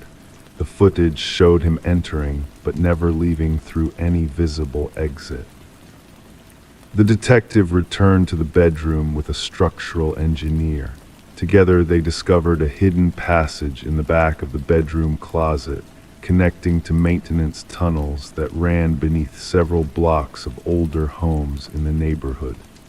The passage had been sealed with new drywall and painted to match the original wall. Vincent Harriman was arrested during a board meeting. When confronted with the evidence, he maintained his innocence, claiming Elise had been planning to leave the country with the documents. She was unstable, paranoid, he told investigators. She manufactured evidence to damage the firm after we passed her over for promotion. The jury disagreed. Footage recovered from Elise's own hidden camera, tucked inside a bookend on her shelf, showed Harriman entering her room that night. The recording ended abruptly with him approaching her desk where she sat writing. Prosecutors theorized that after killing Elise, Harriman locked the door from inside using a simple trick with string and a hook, escaping through the hidden passage. He had returned years later, before the new tenants arrived, to ensure nothing remained to implicate him. In doing so, he inadvertently preserved the scene exactly as investigators needed to find it. Harriman was convicted of first-degree murder despite no body ever being recovered. The pharmaceutical executives implicated in the fraud faced separate charges. The families of patients who died from Neuropack side effects filed a class action lawsuit that exposed systemic corruption. At the sentencing hearing, Elise's mother addressed the court. "My daughter's room remained untouched, preserving the truth she gave her life to reveal. She never left that room, not really. Her pursuit of justice remained locked inside, waiting for someone to find it." The new tenants never moved in. The house stands empty once more, its secrets exposed but not forgotten. Locals avoid walking past it after dark. Some claim to see a light in the upstairs window, the bedroom where a young woman made her final stand against powerful men who thought their crimes would stay hidden forever. Justice came for Elise Winters, not in life, but in the evidence she left behind. The room she never truly left became both her tomb and her testimony.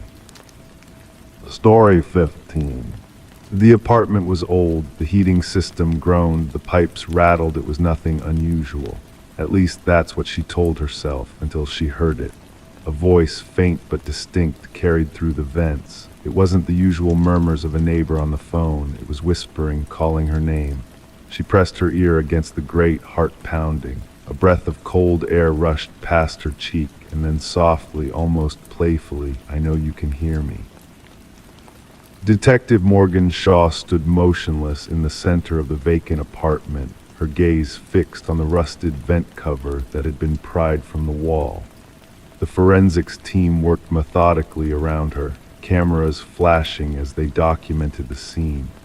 The victim, Alina Reeves, had been missing for 7 days before the building manager noticed the smell. What they found inside the ventilation system defied explanation. "She reported hearing voices through the vents," said Officer Patel, reading from his notepad. "Building management dismissed her concerns, said the old heating system made strange noises." Shaw knelt beside the vent, noting the scratch marks around its edges. "These weren't made by tools," she murmured. The gouges in the metal were deep, frantic fingernails desperately trying to remove the cover from the inside. The victim had been popular, well-liked, a kindergarten teacher with a warm smile and a collection of houseplants that still thrived on her windowsill. Her students had made her cards when she didn't show up for work. Her sister had filed the missing persons report. She became paranoid in the weeks before her disappearance, the sister had explained during her interview. Her voice trembled as she spoke. Alina was convinced someone was watching her, speaking to her through the vents in her apartment. I thought it was stress from work. Shaw studied the apartment with new eyes, the perfectly made bed, the unwashed coffee mug in the sink, the chair positioned directly beneath the vent, as if someone had been sitting there listening. The forensics report revealed unexpected details.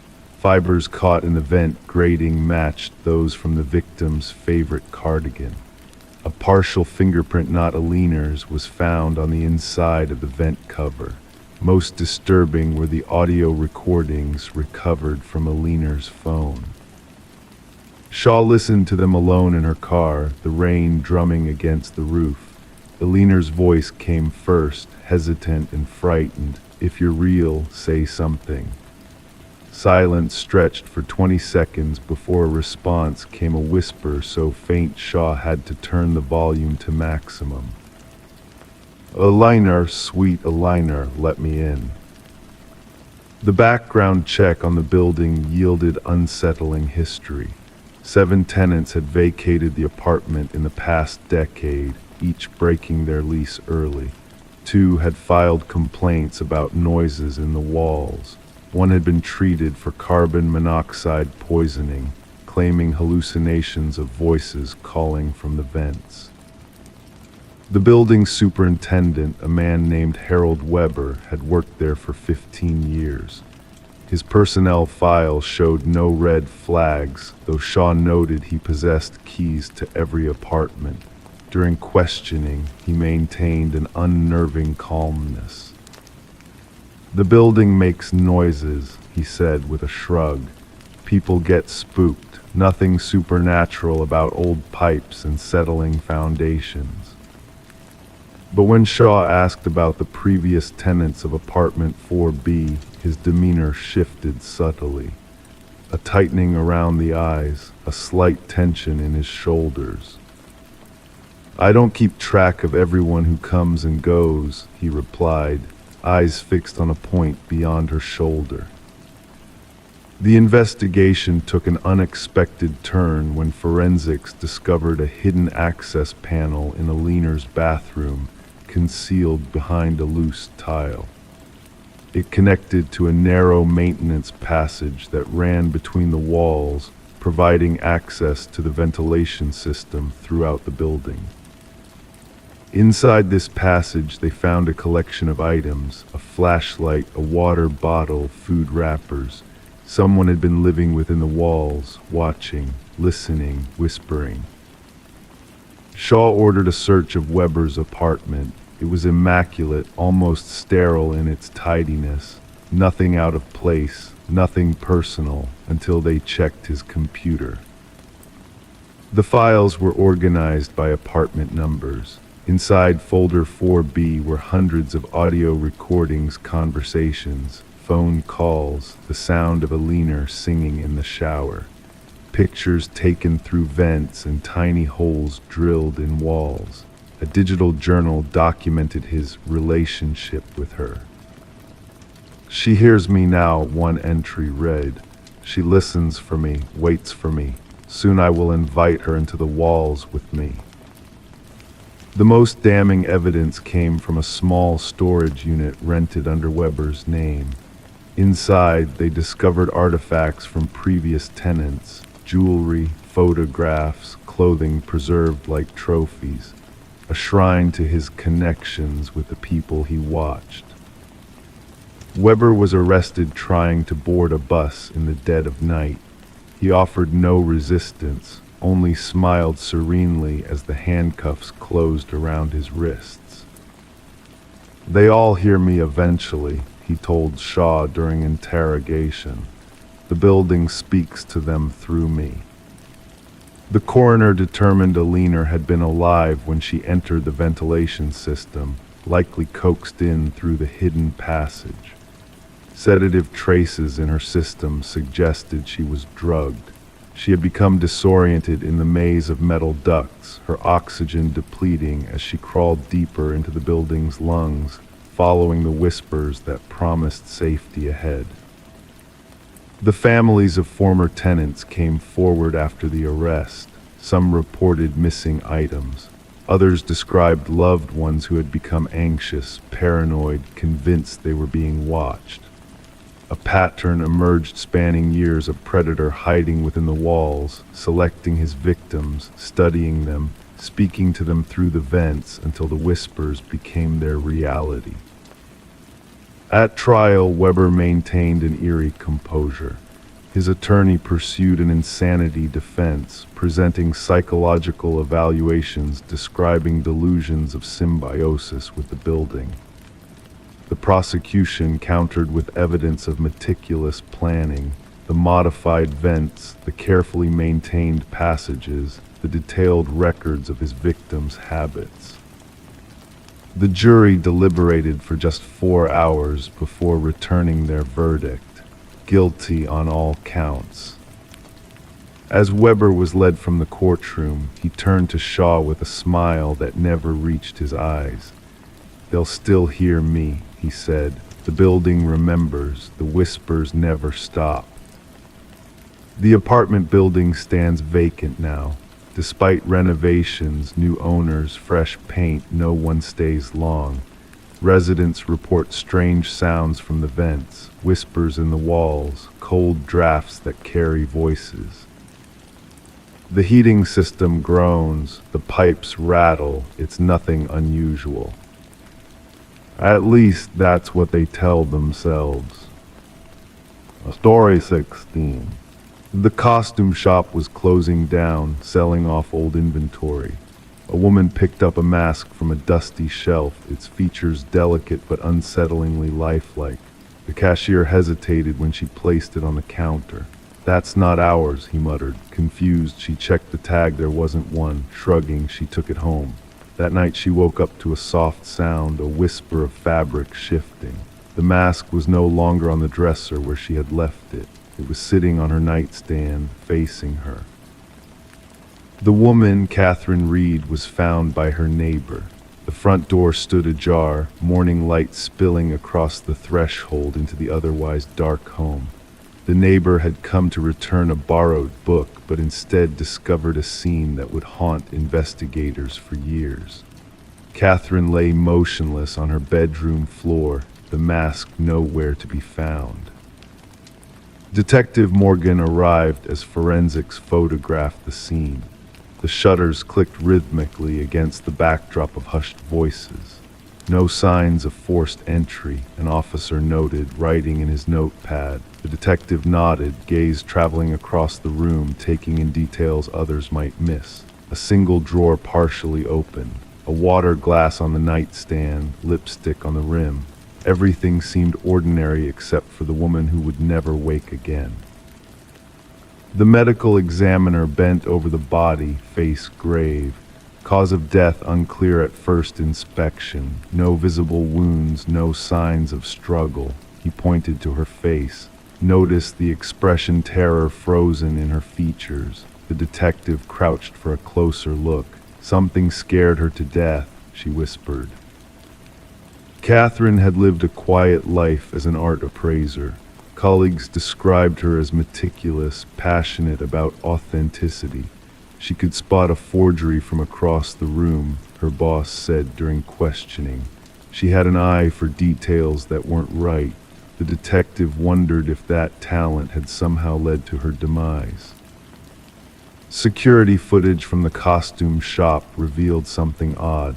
The cashier seemed genuinely confused by the mask. He called the owner over, who shook his head firmly. The audio was poor, but lip-reading experts later confirmed his words. "We never carried anything like this." The detective visited the shop, now emptied of merchandise. The owner wrung his hands nervously. That mask appeared during our clearance sale. Nobody knows where it came from. It wasn't in our inventory." When pressed further, he admitted, "Things like this happened occasionally after we acquired items from the estate sale of a collector who died under strange circumstances." A breakthrough came when forensics discovered microscopic fibers embedded in Catherine's fingertips. She was clutching at something, the lab technician explained. "These fibers are unusual, not modern synthetic material. They appear to be a mix of human hair and an unidentified organic substance we can't match to any database." The investigation led to records of similar deaths spanning back decades. Each victim had acquired an unusual mask shortly before their death. Each was found with an expression of pure terror. Each case remained unsolved. A retired detective who had worked on one such case agreed to meet. They sat in a dimly lit room, his hands trembling slightly as he pushed a yellowed file across the table. "We found something written inside each mask, behind the interior lining," he said. "Ancient symbols. A scholar we consulted believed they were tied to a ritual involving soul transference." The breakthrough came from an unexpected source. A journal was discovered hidden in Catherine's apartment behind a loose baseboard. Her final entry described feeling watched, sensing a presence in her home. She wrote about researching the mask's origins after the cashier's strange reaction. Her investigation had led her to connect it with a series of mysterious deaths. "The mask moves," she had written in increasingly frantic handwriting. "It watches me when I sleep. I found markings inside it, symbols matching those from unsolved cases. The collector who owned these masks died the same way. Each mask claims a life before moving on. The entity needs a new host when the mask finds its way to someone who recognizes what it truly is." The detective assembled the evidence, the strange fibers, Catherine's research, the pattern of similar deaths. The medical examiner finally determined the cause of death, cardiac arrest brought on by extreme fear. What could terrify someone so thoroughly their heart simply stopped? The case took an even more disturbing turn when surveillance footage from a neighboring house captured something the investigators had missed.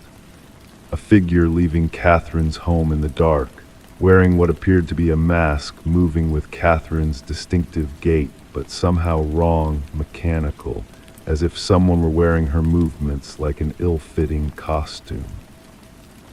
The detective issued an alert for the missing mask, but it never resurfaced, not until 6 months later, when reports came of a peculiar mask appearing in a vintage shop across the country. By the time investigators arrived, it had already been sold. The buyer's name was not recorded. The case remains officially unsolved. The detective keeps Catherine's journal in her desk drawer, a reminder of a truth too strange for official reports.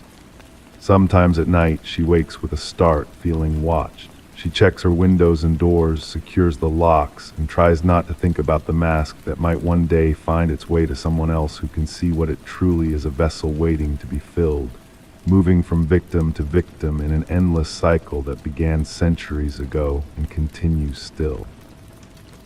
The mask is out there waiting to be found again. And when it is, another person will wake to the soft sound of movement in the dark, to find it has crept closer while they slept, empty eye holes fixed upon them, hungry for what lives behind their eyes. Story 17. She stepped in through the front door, dust swirling in the stale air. The house had been abandoned for years, its walls peeling, its furniture draped in sheets. Exploring felt like stepping into a frozen moment in time, except for one thing. The doors, every one of them led back to the same room. No matter where she walked, no matter which handle she turned, she always ended up back in the parlor. The only way out was the way she came in. but when she turned back, the front door was gone. The discovery of Morgan Pierce's body transformed the abandoned Victorian from local curiosity to crime scene. Detective Sarah Lynn stood at the threshold, watching forensic technicians move through the dim interior like ghosts. The house had acquired a certain notoriety among locals, the house where compasses spun wildly, where people reported feeling watched. Now it held secrets far darker than urban legends. Initial examination suggests she's been dead approximately 3 days, the medical examiner said, his voice barely above a whisper. Cause of death appears to be asphyxiation. Morgan had been found seated in an antique chair in the parlor, positioned to face the main entrance as if waiting for someone. Her expression peaceful, hands folded neatly in her lap, no signs of struggle, no defensive wounds. The scene possessed an eerie stillness that experienced investigators found unsettling. Who reported finding the body? Lind asked, scanning her notes. Real estate agent showing the property to potential buyers, her partner responded. They entered, saw her sitting there, thought she was trespassing until they got closer. The house had remained unoccupied since the death of its previous owner, Eleanor Blackwood, nearly 5 years earlier. Family disputes had left the property in legal limbo, unwanted, unsold, and largely forgotten except by vandals and thrill seekers. Morgan Pierce was 26, a graduate student researching architectural anomalies for her thesis. Friends described her as methodical, ambitious, and fascinated by spaces that defied conventional design. The abandoned Victorian, with its reputation for disorienting visitors, would have been irresistible to her. Her roommate reported her missing 2 days ago, Lind noted. Said Morgan mentioned visiting the house where people get lost for her research. The investigation revealed Morgan had visited the house multiple times in the weeks before her death. Her journal entries described strange acoustic properties, unexpected cold spots, and doors that seemed to lead to different rooms each time she opened them. In her final entry, she wrote of bringing specialized equipment to document what she called spatial inconsistencies. That equipment was nowhere to be found. The autopsy revealed an unexpected detailed trace amounts of a rare alkaloid in Morgan's system, derived from a plant used in certain shamanic rituals. The substance was known to cause disorientation and vivid hallucinations, but not in quantities sufficient to be lethal.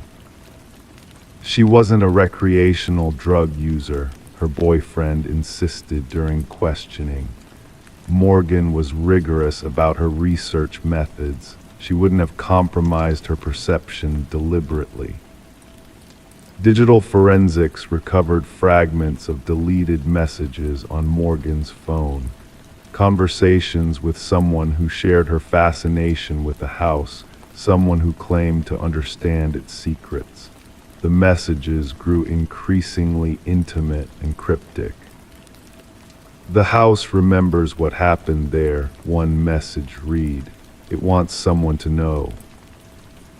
The investigation led detectives to Adam Reeves, an architectural historian who had corresponded with Morgan. His expertise in rare spatial phenomena had drawn her attention, and their professional relationship had evolved into something more personal. When questioned, Reeves appeared genuinely devastated by her death. The house has a reputation, he explained. The original architect incorporated optical illusions and false perspectives. He designed it to confuse and disorient. Morgan believed there was something more to it, something beyond tricks of design.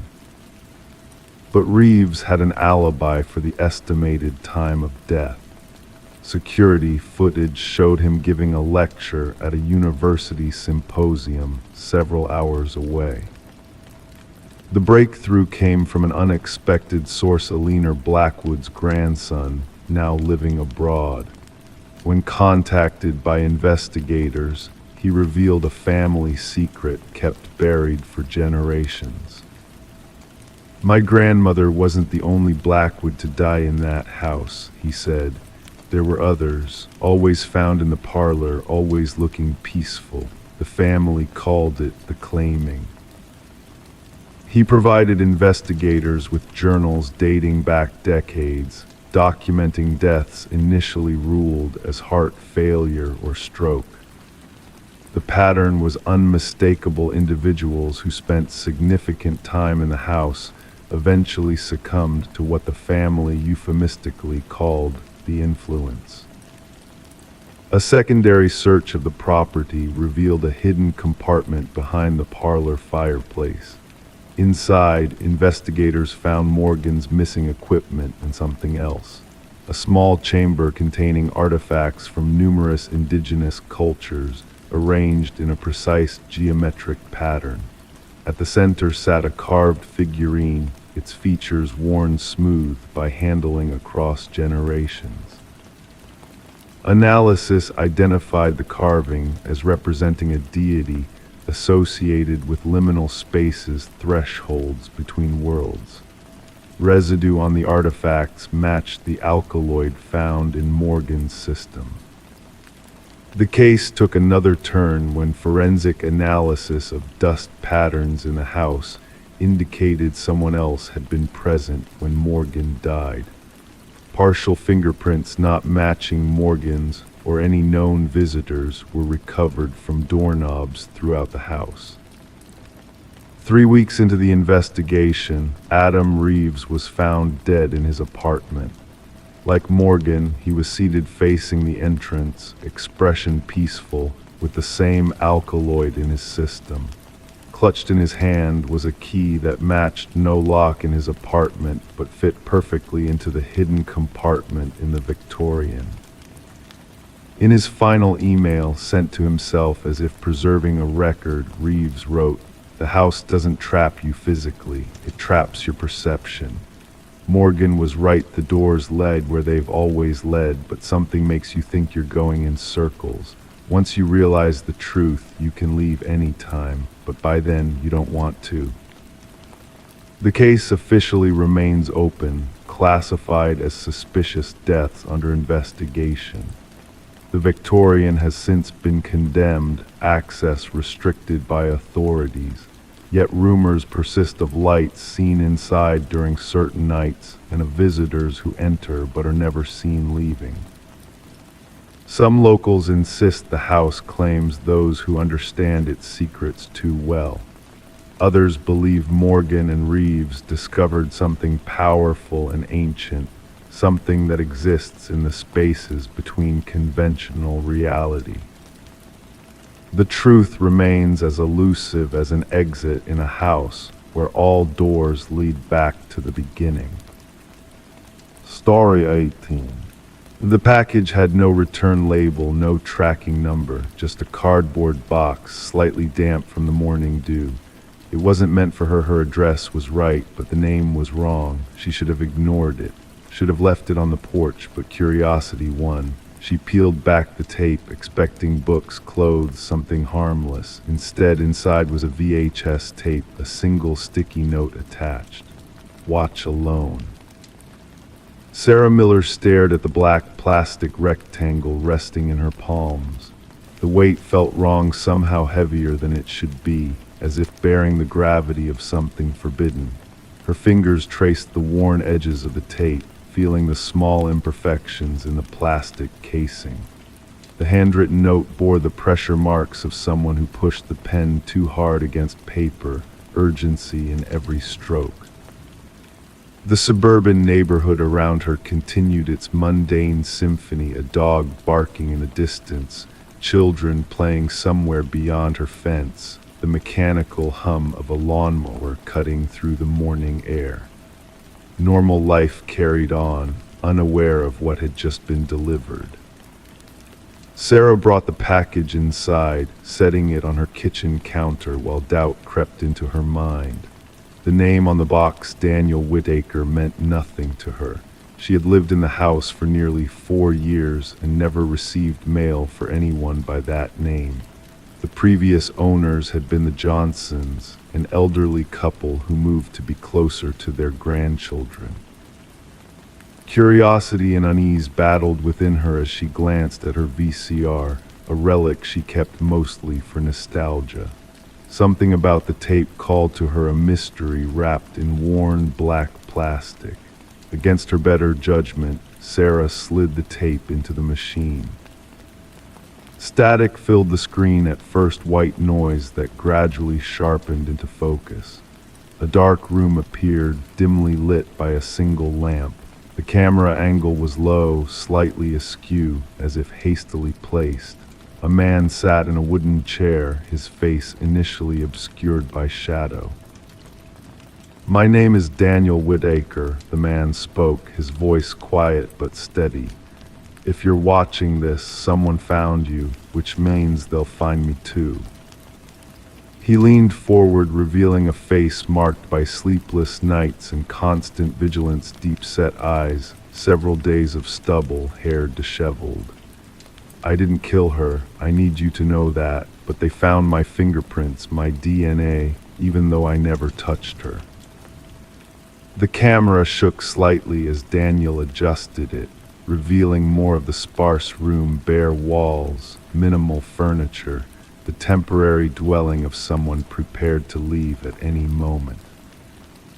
"They planted everything. The police report will say I knew her, that we argued, that witnesses heard us fighting. None of it's true. I never met Catherine Walsh until I saw her face on the news." His voice cracked slightly. "Dead, murdered in her home, and somehow my DNA was all over the crime scene." Detective Eliza Ramirez studied the identical VHS tape on her desk, the fifth one to surface. 5 tapes, 5 different recipients, all with the same desperate message from Daniel Whitaker, a man officially listed as the primary suspect in Catherine Walsh's murder. A man who had vanished without a trace the day her body was discovered. The Walsh case had been straightforward at first. Young professional woman found strangled in her bedroom. No forced entry. Signs of a struggle. DNA evidence pointing clearly to Whitaker, whose fingerprints were already in the system from a minor offense years earlier. Neighbors reported seeing a man matching his description near her home several times in the weeks before. Cell phone records placed him in the vicinity on the night of the murder. Open and shut until the tapes started appearing. "The tapes complicate things," Detective Ramirez spoke into her recorder as she updated her case notes. "Whitaker is either executing an elaborate misdirection or exposing something much darker." She reviewed her evidence board photos of Catherine Walsh smiling at a company event, the crime scene photos too disturbing to dwell on, maps showing the locations where the packages had been delivered, and in the center, Daniel Whitaker's driver's license photo. His eyes seemed to follow her, pleading. The investigation took an unexpected turn when Ramirez discovered Catherine Walsh had been involved in a whistleblower case against her employer, Pharmacorp, a powerful pharmaceutical company with government contracts. Walsh had discovered irregularities in their clinical trial data, evidence that they had covered up serious side effects in a new drug rushing to market. She was going to testify, a former colleague whispered to Ramirez during an interview, constantly glancing toward the door. Catherine had documents, proof that executives knew about the problems and buried them. The trial was next week. The detective began noticing strange inconsistencies. The DNA evidence was almost too perfect, found in locations that made little logical sense for the crime. The witness testimonies about Whitaker seemed rehearsed, with identical phrasing across different statements. And most disturbing, security footage from nearby buildings mysteriously corrupted for the exact window of time surrounding the murder. Sarah Miller received a second package 3 days after the tape. This one contained documents, clinical trial reports, internal memos, email printouts, all from PharmaCorp, all bearing Catherine Walsh's digital signature, all proving she had been right. The investigation shifted.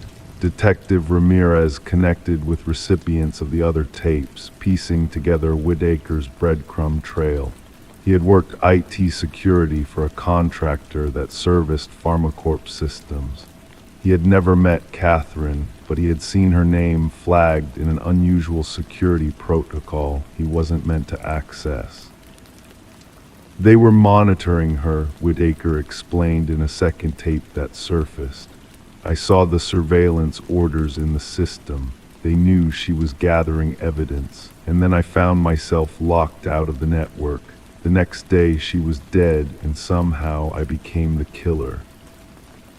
The case broke when Sarah Miller noticed something on her copy of the tape that others had missed. A reflection in a window behind Whitaker showed a row of storage units. Working with Detective Ramirez, they identified the location. Inside Unit 217, they found everything. Daniel Whitaker's journal documenting the conspiracy, the original files Catherine had collected, and most damning, detailed plans for framing Whitaker, written in the handwriting of PharmaCorp's head of security, a former police detective with access to evidence collection protocols. Justice arrived not in a dramatic arrest, but through the steady accumulation of evidence that could not be denied. 3 executives were indicted. The head of security confessed, accepting a deal to testify against his employers. The drug was pulled from market consideration. Daniel Whitaker emerged from hiding, gaunt and changed by his time as a fugitive. The charges against him were dropped, but the experience had marked him permanently. Sarah Miller met him once when he came to retrieve his tape. They spoke briefly on her porch, the same spot where his package had first arrived. "Why me?" she asked. "Why send it to my address?" He looked at her with tired eyes. "The algorithm chose you. I needed people with no connection to me or Catherine, people they wouldn't be watching. People who might still trust their own judgment when the news said I was guilty." The former suspect and the accidental witness stood in silence, contemplating how thin the line between justice and manufactured truth could be. Sarah finally spoke. The wrong address turned out to be exactly the right one. The VHS tapes were logged into evidence, physical reminders that sometimes the truth arrives in unexpected packages, bearing unfamiliar names, waiting for someone curious enough to look inside. Story 19. The old box was buried under decades of junk in the attic, a forgotten relic of the house's previous owners. Inside were faded Polaroids, mostly of birthdays and family gatherings, normal, innocent, until she reached the last photo. It was taken in her living room, the same couch, the same curtains, but the family sitting there wasn't hers, and behind them, barely visible in the dim light, was a man standing in the hallway watching. Rebecca felt a chill creep up her spine as she studied the photograph. Her fingers trembled slightly, causing the edges of the Polaroid to vibrate. The family in the image, a woman with honey blonde hair, a man with thick glasses, and 2 children smiled at the camera, unaware of the figure lurking in the shadows behind them. Their expressions frozen in a moment of happiness while danger stood just feet away. She carried the photo downstairs, the wooden steps creaking beneath her weight. The house had always felt too big, too empty since she'd moved in 4 months ago, but now it felt suffocating. Rebecca placed the photograph on her kitchen counter and stared at it under the harsh fluorescent light. The similarity was undeniable: the archway leading to the hallway, the distinctive crown molding, the bay window that let in the morning sun. This was her house, but these people were strangers. The detective arrived wearing a weathered leather jacket that had seen its fair share of crime scenes. Detective Morgan had deep-set eyes that missed nothing, scanning the photograph with methodical precision. He ran a gloved finger along the edge of the Polaroid, flipping it over to examine the blank back. "The family that sold you this house, the Nelsons, how much do you know about them?" he asked, his voice a low rumble. "Almost nothing," Rebecca admitted. "The sale went through a realtor. They had already moved out of state." Morgan nodded, his expression giving nothing away. "Mind if I take this? Our team might be able to identify the family in the photo." The investigation began quietly. Rebecca learned the Nelsons had purchased the house from a family named Crawford. The Crawfords had lived there for 7 years before moving suddenly. Before them, the Mornos had owned the property for nearly a decade. Detective Morgan worked backwards through property records, interviewing former neighbors and building a timeline of occupants. The break came unexpectedly. A former mail carrier recognized the family in the photo. "That's the Sutherlands," he said with certainty. "They lived in that house for only about a year, then they just disappeared. Mail piled up for weeks before being returned. Everyone assumed they moved without telling anyone." The Sutherland family had vanished without a trace. 4 people gone, no change of address, no records of enrollment in new schools for the children.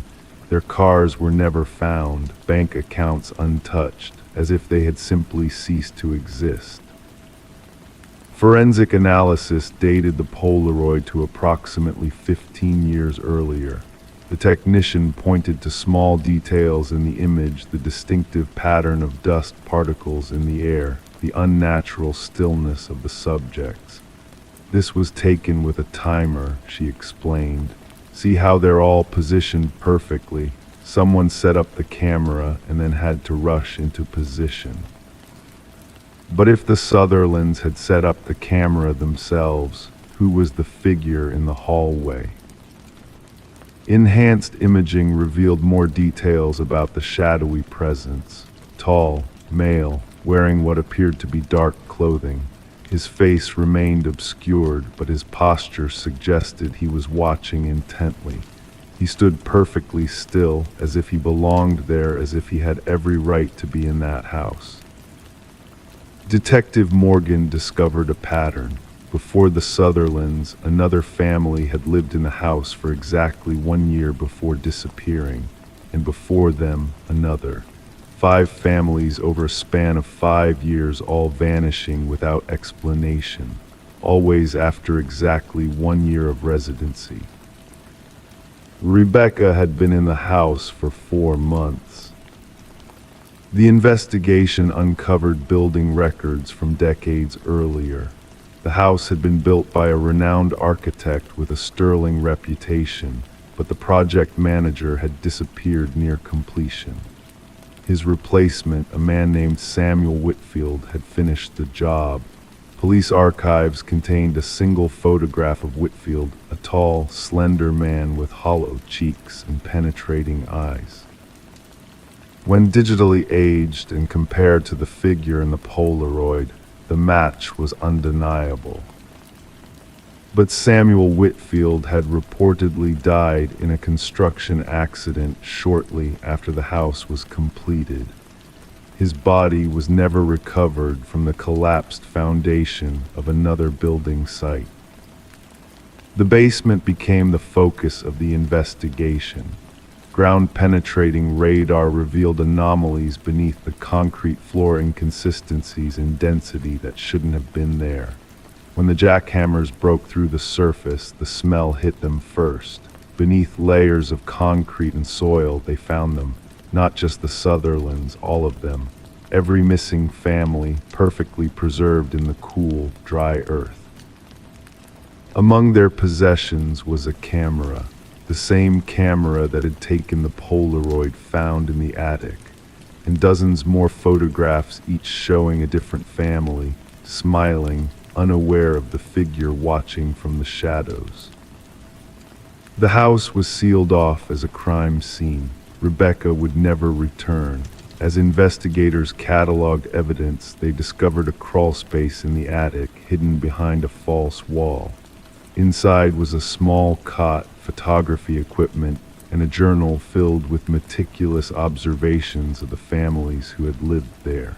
The final entry was dated just 3 days earlier. "The new one is different. She found my photograph too soon. I'll need to accelerate my timeline." Rebecca moved to a hotel under police protection. Her phone rang during the night, waking her from a fitful sleep. When she answered, there was only the sound of breathing, then a click, followed by the mechanical whir of a Polaroid camera ejecting a photo. The investigation continues to this day. The house stands empty, its windows dark, its secrets not fully revealed. No one has been able to locate Samuel Whitfield, if that was ever his real name. Some investigators believe he died decades ago, while others insist he simply moved on to a new location, a new identity, a new house. And somewhere in a darkened room, photographs are developing new families, new homes, new watchers in the shadows. The only certainty is that those who seek the truth about the man in the photograph are now being watched themselves. Story 20. The old library was set to be demolished. The workers were nearly done when one of them stumbled upon a hidden latch in the bookshelf. With a soft click, the entire case swung open, revealing a narrow passage leading to a hidden room. The air inside was thick, untouched for decades. There was no furniture, just a chair in the center, bolted to the floor, and on the wall, scratched over and over, the same phrase repeated, "I am still here." The construction foreman radioed for the police. What began as a routine demolition quickly transformed into something far more sinister. The responding detective, Morgan Walsh, had seen his share of unusual crime scenes during his 20 years on the force, but nothing quite like this. He stood in the doorway, flashlight beam cutting through the darkness, illuminating the disturbing message that covered the walls. "Secure the scene," Walsh instructed the officers, his voice echoing in the confined space. "No one touches anything until forensics arrives." The history of the building painted an intriguing background. The library had been privately owned by the Harrington family, prominent figures in the community who had donated the building to the public after the unexplained disappearance of their daughter, Rebecca. She had vanished during her final year of college, leaving behind no trace except her abandoned car found near the woods. The case had gone cold despite extensive searches and interviews. The prevailing theory suggested she had run away to start a new life, though her family never accepted this explanation. They had insisted something more sinister had occurred. As forensic technicians carefully examined the hidden room, they discovered hair and fiber samples embedded in the chair. The scratches on the wall contained minute traces of blood and skin cells under the layers of dust. Initial testing indicated the biological material was consistent with a young female. The chair was designed to restrain someone, the forensic analyst noted, pointing to the bolt holes and weathered leather straps still attached to the arms. Whoever was kept here struggled intensely. Walsh assembled a team to dive into the Harrington family history. Something about the timing of the library donation nagged at him. It had been gifted to the community merely weeks after Rebecca's disappearance, a peculiar coincidence that now seemed potentially significant. Further investigation revealed another disturbing detail. The bookshelf concealing the hidden room had been installed by a contractor who had worked exclusively for Maxwell Harrington, Rebecca's uncle and the family patriarch. Financial records showed substantial payments to this contractor, far exceeding standard renovation costs. Former library staff were interviewed, each expressing shock at the discovery. None had known about the hidden space, though one elderly librarian recalled Maxwell spending countless hours alone in that section of the building after hours. She had assumed he was merely an avid reader seeking privacy. Maxwell always insisted that particular section remain untouched during renovations, she told investigators. He claimed the original woodwork was historically significant and irreplaceable. The investigation intensified when forensic results confirmed the DNA from the hidden room matched samples from Rebecca's hairbrush recovered from her old bedroom. The timeline became clearer and more disturbing. Rebecca had not run away. She had been imprisoned behind the bookshelf, potentially by someone within her own family. Detectives obtained a warrant to search the Harrington estate. In Maxwell's study, they discovered a leather-bound journal hidden in a false bottom drawer. The journal contained detailed entries spanning several months, describing an unhealthy obsession with his niece. The final entry was the most chilling. She threatened to tell everyone, "I cannot allow that. The room will hold her until she understands." Investigators tracked down Maxwell, now living in a coastal retirement community. During questioning, he maintained his composure initially, dismissing the hidden room as an architectural curiosity he knew nothing about. But when presented with the journal and DNA evidence, his fa-de crumbled. She was going to ruin everything, he finally admitted, his voice flat and emotionless. Rebecca discovered financial documents proving I had been embezzling from the family foundation for years. The family name meant everything. I couldn't let her destroy it. The confession painted a horrific picture. Maxwell had lured Rebecca to the library, subdued her, and imprisoned her in the hidden room. He had planned to keep her there until she agreed to silence, but something went wrong. During one of his visits, Rebecca had attempted to escape. In the struggle that followed, he had killed her. "I panicked," Maxwell stated during his recorded confession.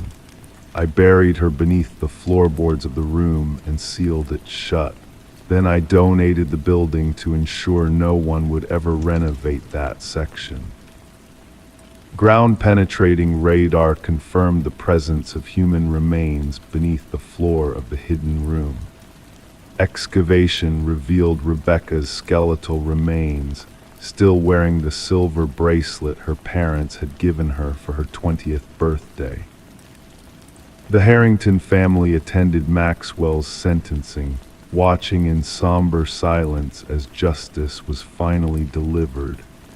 Rebecca's mother clutched her daughter's recovered bracelet, the only piece of her they could bury properly after all these years.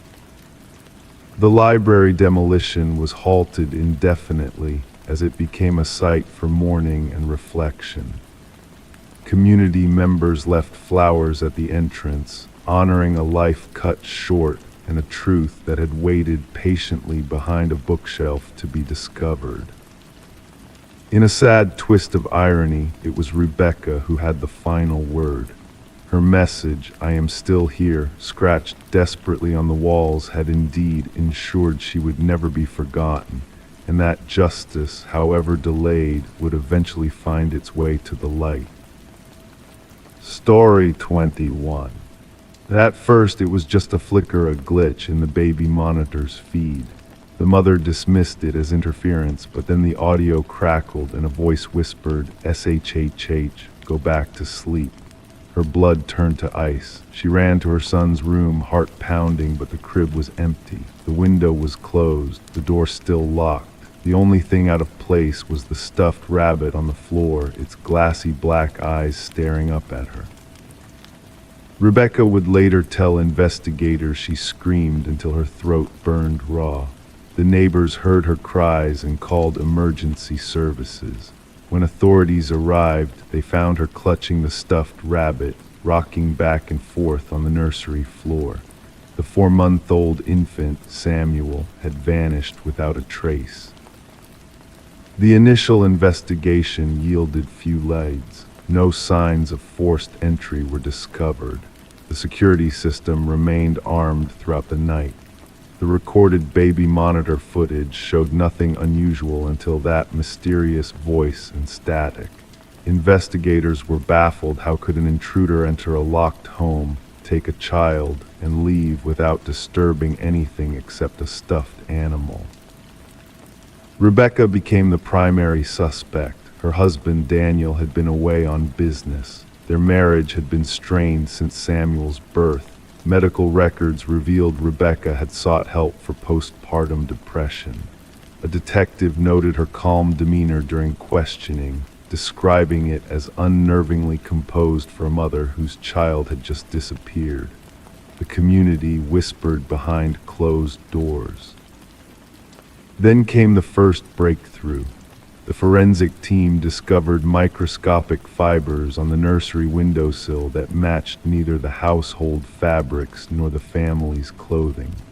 These fibers belonged to a rare type of climbing rope, suggesting a skilled intruder might have accessed the second-floor nursery from outside. The investigation shifted. Security footage from neighboring homes revealed a dark figure moving between shadows during the night in question. A partial footprint in the garden soil matched a specialized boot used by military personnel and experienced climbers. Rebecca was no longer the focus. Daniel returned from his business trip, distraught and confused. During his interview, investigators noticed unusual calluses on his hands. When questioned, he mentioned rock climbing as a hobby he had recently taken up to manage stress. The detectives exchanged glances. Financial records revealed a troubling picture. Daniel had recently taken out a substantial life insurance policy on Samuel. Phone records showed multiple calls to an unknown number that ceased the day before the abduction. The case took a darker turn when investigators discovered Daniel had a second family in another community, a fact unknown to Rebecca. As the investigation deepened, the baby monitor became the central piece of evidence. Digital forensics revealed the device had been hacked. The signal had been intercepted and manipulated. The voice that whispered to go back to sleep wasn't coming from inside the nursery. It had been remotely broadcast to the receiver Rebecca kept by her bedside. The tracking of the digital intrusion led investigators to a residential basement where they made a shocking discovery. Samuel was found alive, being cared for by a woman named Elaine. She surrendered without resistance, her eyes vacant as she was handcuffed and led away. The connection emerged through old photographs and DNA testing. Elaine was Daniel's first wife who had suffered a miscarriage years earlier. Their marriage had dissolved after that tragedy, but Elaine had never recovered from the loss. She had been monitoring Daniel's life through social media, watching as he built a new family with Rebecca. Daniel denied any involvement, but digital evidence told a different story. His climbing equipment contained fibers matching those found on the windowsill. His specialized boots matched the partial print in the garden. Most damning of all, encrypted messages between Daniel and Elaine detailed their plan. He would provide access to the home security system. She would take the child they both claimed was rightfully hers, and the insurance money would support their new life together. During the trial, the courtroom fell silent as the prosecution played the enhanced audio from the baby monitor. Beyond the whispered words that had chilled Rebecca that night, forensic audio specialists had isolated another sound in the background: Daniel's distinctive cough, placing him at the scene during the abduction he claimed to know nothing about. The jury deliberated for less than 5 hours. Daniel and Elaine received maximum sentences for kidnapping, conspiracy, and endangering a child. Rebecca and Samuel relocated to rebuild their lives away from the painful memories. The case transformed how investigators approach modern abductions. Baby monitors across the country were examined for security vulnerabilities. Parents implemented additional safeguards in nurseries. Security experts warned of the increasing sophistication of crimes that leverage technology against the most vulnerable victims. Samuel would grow up never remembering the night he disappeared. Rebecca kept the stuffed rabbit locked away in a box in her closet. She couldn't bring herself to discard it, nor could she look at those glassy black eyes that had witnessed what truly happened when the baby monitor carried that whispered voice through the darkness. The monitor never lied. It had captured the truth, just not in the way anyone expected. Story 22. The current was slow that morning, the water glassy and still. The fisherman almost didn't notice the suitcase bobbing near the shore.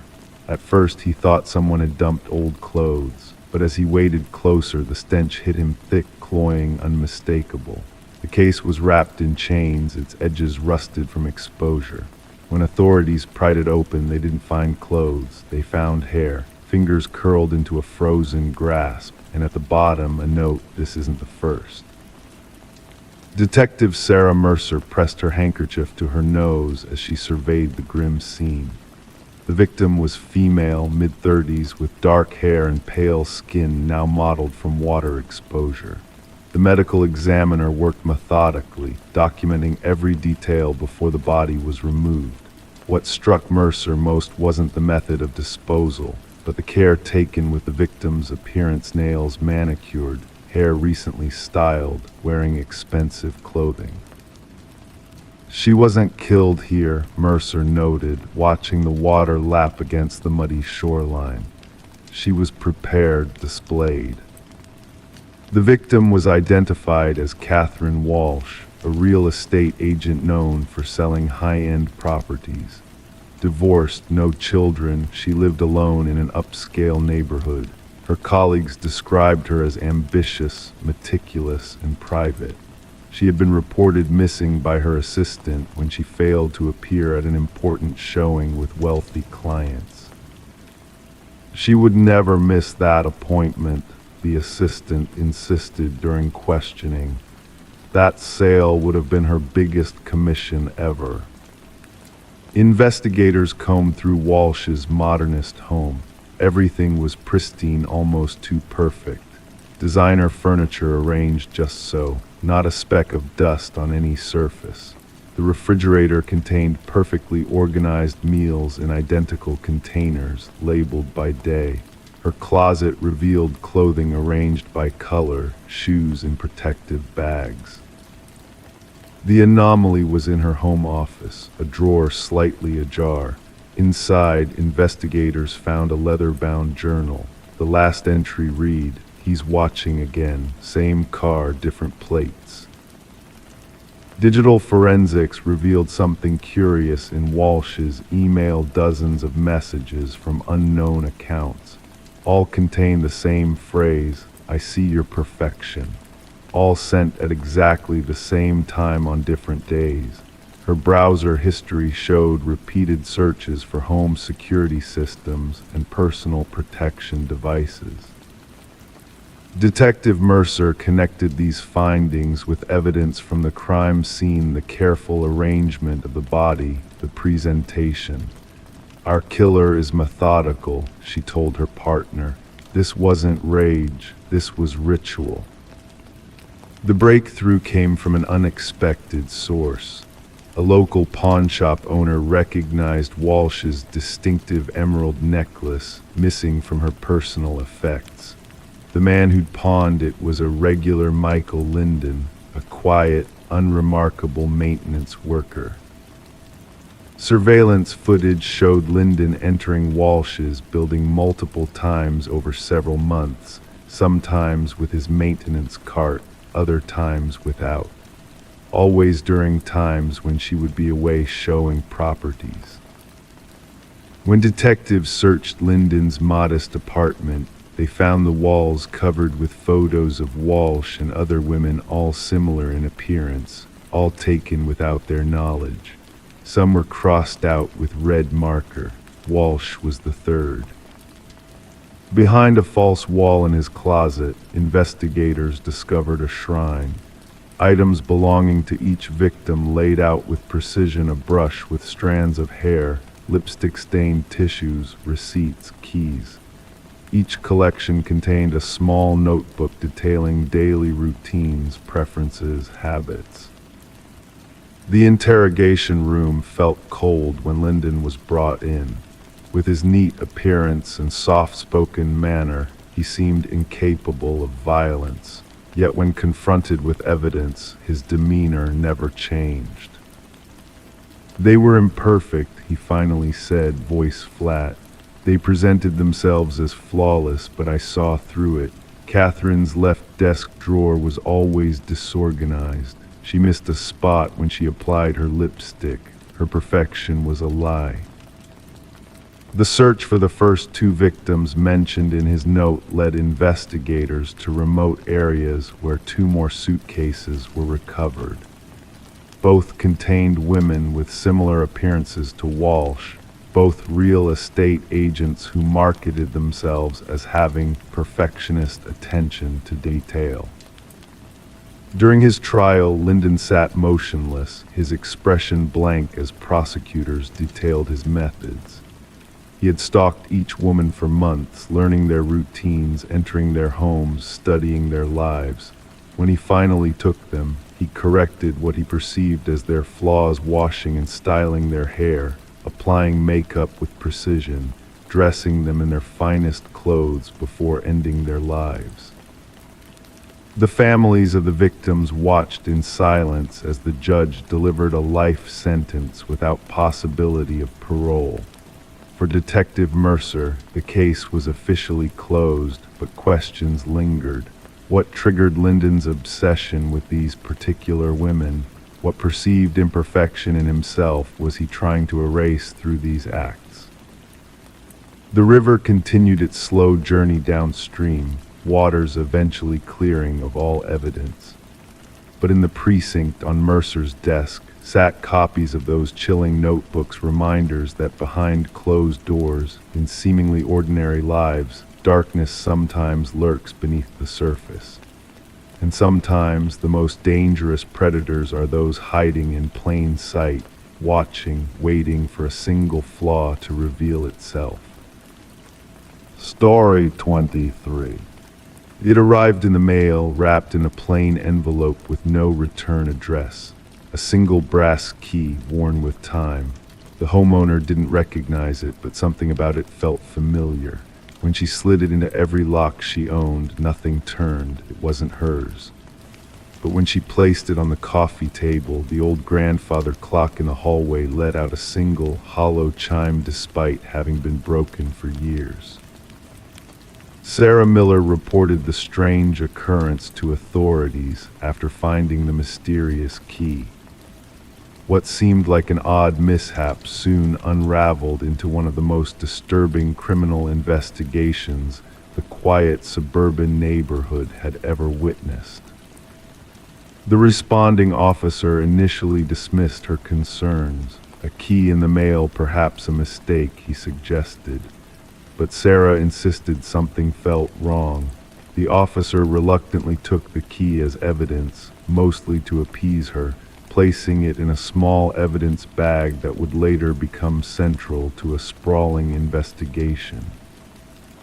Detective Robert Harmon received the case file during the morning briefing. A veteran investigator with the Special Victims Unit, he had developed an intuition for cases that would evolve beyond their seemingly innocuous beginnings. The brass key sat on his desk, unremarkable yet somehow unsettling. Background checks revealed Sarah had no criminal history. A retired high school English teacher, widowed, with 2 adult children living across the country. Nothing suspicious in her financial records, phone logs, or social media. She appeared to be exactly what she claimed, an innocent recipient of something strange. The forensic team found no fingerprints on the key besides Sarah's. The envelope yielded nothing except a generic postmark from the regional distribution center. No DNA, no trace evidence. The key itself was a standard Schlage, available at any hardware store, though well worn and at least several years old. The breakthrough came unexpectedly when Detective Harmon decided to run the key's unique bidding pattern through the department database. A cold case from 7 years prior had documented an identical key pattern belonging to a storage unit where investigators had found blood-stained carpet, cutting tools, and photographs of unidentified women. The original investigation had stalled without sufficient evidence to identify a suspect. Harmon pulled the dusty case files. The detective who had worked the case had since retired. The storage unit had been rented under a false identity, paid in cash. Surveillance footage had long been overwritten. The evidence collected had yielded partial DNA samples, but no matches in any criminal database. The photographs recovered from the storage unit showed 5 different women, all appearing unconscious. Only 3 had been identified during the original investigation, all reported missing but never found. Their cases remained open, classified as suspected homicides without bodies. Sarah Miller recognized none of the women when shown the photographs. She grew increasingly anxious as the investigation proceeded, installing new locks and a security system in her home. The question lingered, why had someone sent her this key? Harmon ordered a fresh analysis of the original evidence using newer techniques. The partial DNA sample was expanded and run through genealogical databases. This yielded a distant familial match, a second cousin twice removed from the suspect. Working backward through family trees, investigators narrowed their focus to Harold Jenkins, who had lived 2 streets away from Sarah Miller until moving away approximately 6 years ago. His current whereabouts were unknown. Further investigation revealed Jenkins had been a substitute teacher at the same school where Sarah taught, though they had minimal documented interaction. His employment records showed scattered work history, long unexplained gaps, and frequent relocations. His former residence yielded nothing unusual upon inspection. Neighbors described him as quiet, unremarkable, someone who kept to himself, the common refrain that often follows revelations about predators hiding in plain sight. The big question remained unanswered: why send the key now? Why to Sarah Miller? Harmon theorized it might be a trophy, a warning, or perhaps a macabre invitation. The search for Jenkins intensified. His driver's license hadn't been renewed, no credit card activity, no tax returns. The digital breadcrumbs people typically leave behind were conspicuously absent, suggesting an intentional effort to remain untraceable. The true horror of the case emerged when authorities investigated a small cabin registered to Jenkins' deceased mother. Beneath the weathered wooden floorboards, investigators discovered a concealed room accessible only through a trapdoor. Inside, meticulously organized shelves held dozens of identical brass keys, each with a name and date engraved on a small attached tag. 5 keys corresponded to the women from the photographs. The remaining keys, 27 in total, presented a horrifying implication of additional victims previously unknown to authorities. Buried behind the cabin, forensic teams recovered human remains.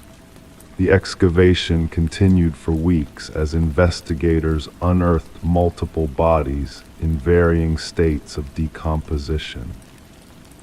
Sarah received round-the-clock protection as the manhunt for Jenkins expanded nationwide. Behavioral analysts suggested the key represented a twisted invitation, Jenkins selecting Sarah as someone to appreciate his work. The press dubbed him the Keymaster, a name that spread rapidly across national headlines. Fear permeated the community as residents questioned how such horror had existed among them undetected. Detection dogs tracked a scent from the cabin into the surrounding wilderness. Search teams combed dense forest areas. Thermal imaging drones scanned terrain too dangerous for ground teams. The manhunt became one of the largest in regional history. A wildlife photographer hiking in remote woods captured an image of someone matching Jenkins' description. The grainy photograph showed a bearded man with hollow eyes carrying a backpack, heading deeper into the wilderness. Authorities closed in on the area, establishing a perimeter. Tactical teams navigated difficult terrain while psychological profilers predicted Jenkins would not surrender. They anticipated he might have prepared for this contingency with hidden supplies and escape routes. The final confrontation occurred when a patrol officer encountered Jenkins attempting to cross a river. Rather than surrender, Jenkins retreated to higher ground, where he barricaded himself in an abandoned fire observation tower. Negotiators attempted communication for hours without response. When tactical teams finally breached the tower, they found Jenkins dead from a self-inflicted wound. Beside his body lay a journal containing detailed accounts of his crimes, alongside a single brass key identical to the one Sarah had received. Inside a waterproof container, investigators discovered additional evidence, including photographs, maps marking burial locations, and personal effects taken from victims, a methodically preserved record of atrocities spanning nearly a decade. The journal's final entry addressed Sarah directly. "You never noticed me, but I noticed everything about you. The key opens nothing because what I wanted to give you cannot be unlocked with metal, only with recognition. Now everyone will remember my name." The subsequent investigation identified 32 victims in total. Families who had spent years wondering about missing loved ones finally received answers, though the closure came with the unbearable weight of confirmed tragedy. Sarah never returned to her home, unable to reconcile the horror that had brushed so close to her ordinary life. The grandfather clock that had mysteriously chimed was examined and found to contain a small wireless receiver Jenkins had been watching, waiting for the moment she received his gift. The case remains one of the most disturbing examples of predatory behavior hiding beneath a veneer of normalcy. Psychological researchers continue studying Jenkins' writings, seeking insights to identify similar offenders before they act. And somewhere in an evidence locker, a collection of brass keys sits in silent testimony to lives cut short, each key opening nothing, yet unlocking a devastating truth about the darkness that sometimes hides behind unremarkable facades. Story 24. The hotel was cheap, outdated, the kind of place people only stayed for a night. The clerk handed her the key with a strange look. "Just don't take the last door on the left," he murmured. Curiosity gnawed at her. That night, as she made her way down the dimly lit hallway, she paused in front of it. The handle was ice cold. The door looked no different from the others until she pressed her ear against it. From the other side, something breathed. Detective Morgan Reed rubbed the sleep from her eyes as she ducked under the yellow crime scene tape spanning the doorway. The smell hit her first metallic and sour, a scent she recognized immediately. Blood had soaked into the thin carpet, darkening the already murky pattern to near black. The room was a study in contradictions. Pristine bathroom, untouched bed, and then the horror of what lay between them. A young woman's body sprawled on the floor, her blonde hair fanned out like a halo. Her eyes stared vacantly at the ceiling, her expression frozen in what might have been surprise or terror. Reed crouched beside the victim, careful to avoid disturbing the evidence markers that dotted the scene. "Third one this season," said the forensic technician, his voice flat with professional detachment as he photographed the body from various angles. Same signature as the others. Reed nodded silently. The victim wore elegant clothes incongruous with this forgotten motel. A designer handbag lay open on the bedside table, contents intact. This wasn't robbery. Something else drove this killer. The hotel manager hovered nervously at the doorway, his face ashen. She checked in alone, paid cash. I never thought. His voice broke. The maid found her when she came to clean. Reed studied the room again. No signs of forced entry. No defensive wounds on the victim. The woman had let her killer in or known them already. Back at the station, Reed pinned photographs to the incident board. 3 women, all with similar features, all found in cheap, out-of-the-way motels. The press had started asking questions. Whispers of a serial predator spread through the community. "The autopsy results are in," Detective Hayes announced, dropping a folder on Reed's desk. "Death by strangulation manual. No DNA under the fingernails. No signs of sexual assault." Reed frowned. This is personal, not predatory in the traditional sense. Days blurred together as the investigation intensified. Hotel surveillance footage revealed nothing unusual. The victim, identified as Elaine Werner, was a financial analyst with no known enemies. Her friends described her as careful, meticulous, not someone who would stay in such a place willingly. A breakthrough came when Reed interviewed Werner's sister. She mentioned a man she'd been seeing, the sister revealed, hands trembling around her coffee cup.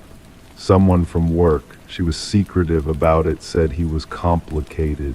Married, I think. Reed leaned forward. Did she mention a name?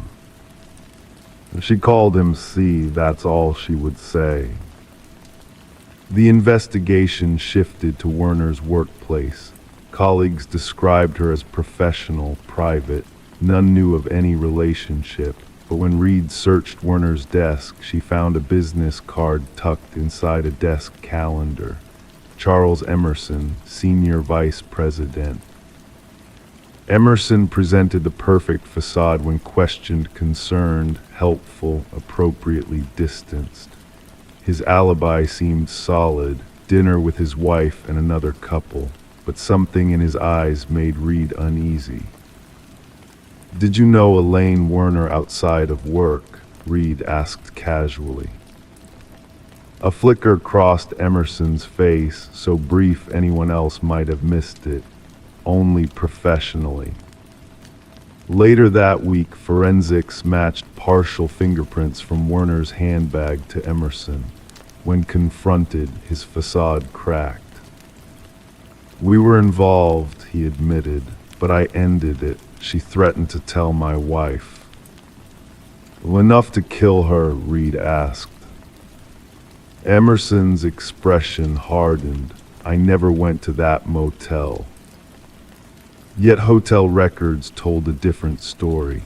A credit card transaction for the adjacent room paid with a corporate card linked to Emerson's company. When they searched that room, they found a small camera hidden in the shared wall vent. The evidence mounted. Fibers from Emerson's distinctive suit matched those found on Werner's body. His DNA appeared on a water glass in her room. And when they examined his home computer, they discovered similar recordings of the two previous victims. The pattern emerged. Emerson selected women who resembled his wife when younger.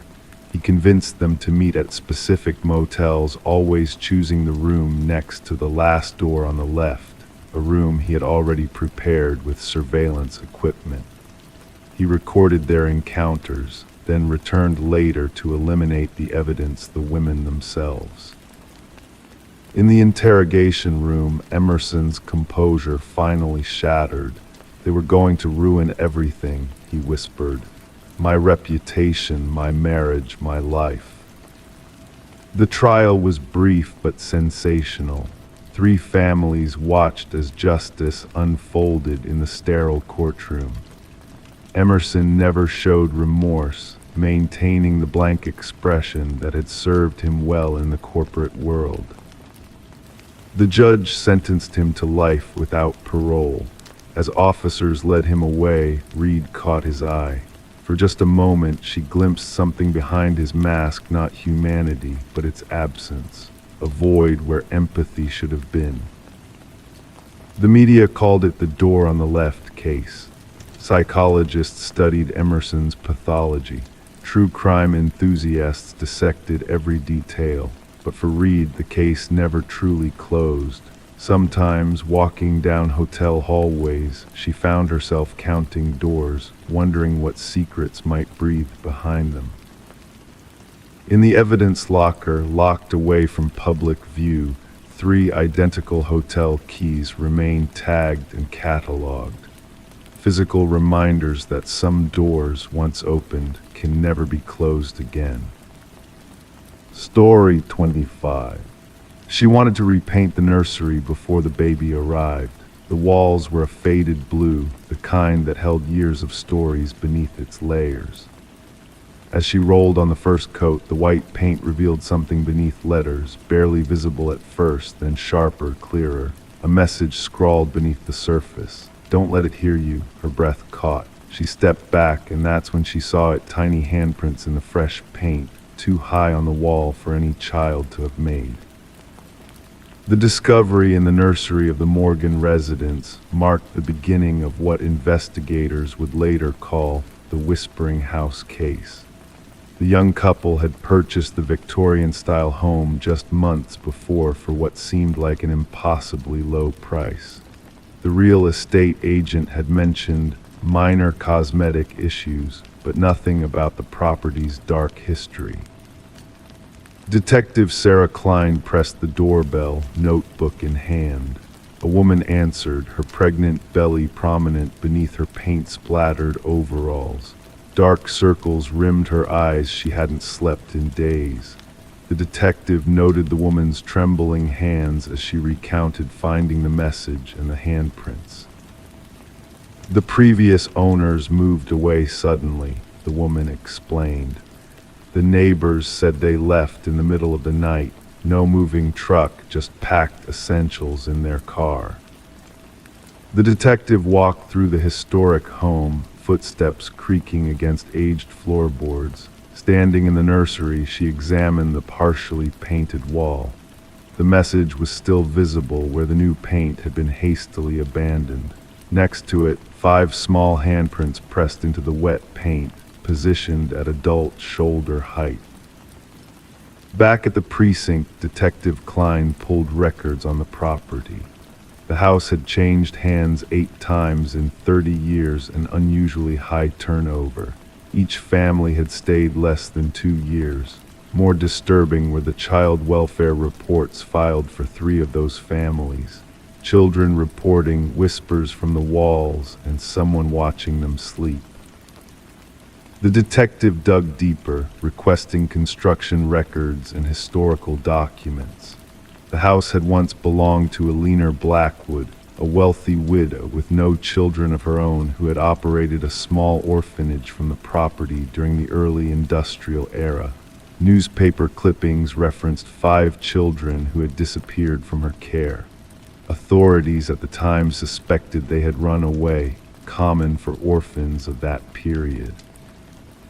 When Alina died, workers renovating the house discovered a sealed room behind the nursery wall. Inside they found children's possessions, small shoes, toys, and clothing, but no remains. The case went cold, filed away in dusty archives. Detective Klein interviewed former residents, piecing together a disturbing pattern. Each family with children reported unusual occurrences: toys rearranged during the night, childish laughter echoing through empty hallways, and crayon drawings appearing on walls. Most dismissed these events as imagination until the writing appeared.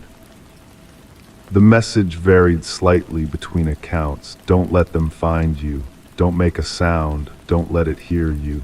Always the same handwriting, always revealed when repainting the nursery. A forensic linguist analyzed photographs of the writing and determined it matched samples from Alina Blackwood's journals. More disturbing were the handprints, identical in size and placement across decades, despite different children living in the home. The investigation took a darker turn when the detective convinced the current owners to allow ground-penetrating radar in the basement. The technician pointed to anomalies in the readings, 5 distinct shapes beneath the concrete floor, each approximately child-sized. Workers broke through the concrete, revealing a gruesome confirmation: 5 small sets of remains arranged in a circle. Forensic analysis indicated the children had died during Alina's ownership of the house. Each child still wore a small pendant with their name engraved, the 5 orphans who had supposedly run away. The detective ordered luminol sprayed throughout the nursery. In the darkness, handprints glowed on every wall beneath layers of paint, invisible to the naked eye. Hundreds of them at varying heights, as if the children had been trying to climb out. Alina's journals, recovered from county archives, revealed her twisted logic.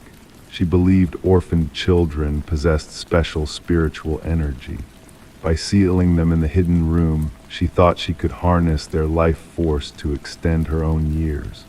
The children had scratched their warnings into the wall with fingernails and bits of metal, hoping future residents would discover their fate.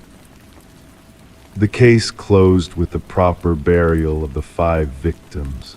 Their names were finally recorded not as runaways, but as murder victims. The house stood empty afterward, the pregnant couple refusing to return even to collect their belongings. Detective Klein filed her final report, including photographs of the handprints illuminated by luminol and the message under the paint. She noted that while justice had been served for the original victims, something unexplainable remained in that house, something that continued to reach out through layers of paint and time. The nursery walls were demolished during remediation, but workers reported hearing children's voices whispering from within the debris. Each refused to return after their shift ended. The house was eventually condemned, another cold case file in a dusty cabinet, physical evidence of closure, but spiritual questions that would never be answered. The detective kept one photograph from the case, 5 luminol handprints glowing in the darkness, a haunting reminder that some crimes leave impressions that no amount of fresh paint can cover. Story 26. The new tenants thought it was just peeling wallpaper, but as they stripped it away, the layers beneath told a different story. Scrawled in ink over and over was a name, the same name filling every inch of the wall, written in frantic, uneven script. It wasn't the name of the previous owners. It wasn't in any of the records. But when they searched it online, they found a single result, a missing persons case from decades ago. And the worst part, the woman in the photo looked exactly like the one who had sold them the house. Michael and Sarah Klein never intended to renovate the Victorian-era home immediately. The charming old residence came at a surprisingly reasonable price, and the previous owner, a quiet, elegant woman with silver-streaked dark hair, had seemed eager to sell, mentioning she was relocating across the country. The couple had been drawn to the home's character, its ornate woodwork and high ceilings telling stories of another era. It started with a simple water stain in the master bedroom. Sarah noticed a yellowish discoloration spreading across the floral wallpaper. When Michael pressed his fingers against it, the paper gave way, revealing another layer beneath. Curiosity piqued. They began carefully peeling back the damaged section. The first layer revealed outdated paisley patterns from what they guessed was the 1970s. Beneath that, striped paper from an earlier decade. But as they continued, something unexpected emerged in the third layer down. Writing, dark ink against faded beige paper. Not random scribbles, but a name, Elena Winters, written over and over. The handwriting becoming increasingly desperate and erratic across the wall. "Who's Elena Winters?" Sarah whispered, her fingers tracing the manic script. The discovery unsettled them both. That night, Michael sat at their kitchen island, laptop open, searching property records. The house had changed hands several times over the decades. No Elena Winters appeared in any documentation. The woman who sold them the house was listed as Margaret Cavendish. Sarah joined him, coffee mug in hand. Try searching just the name.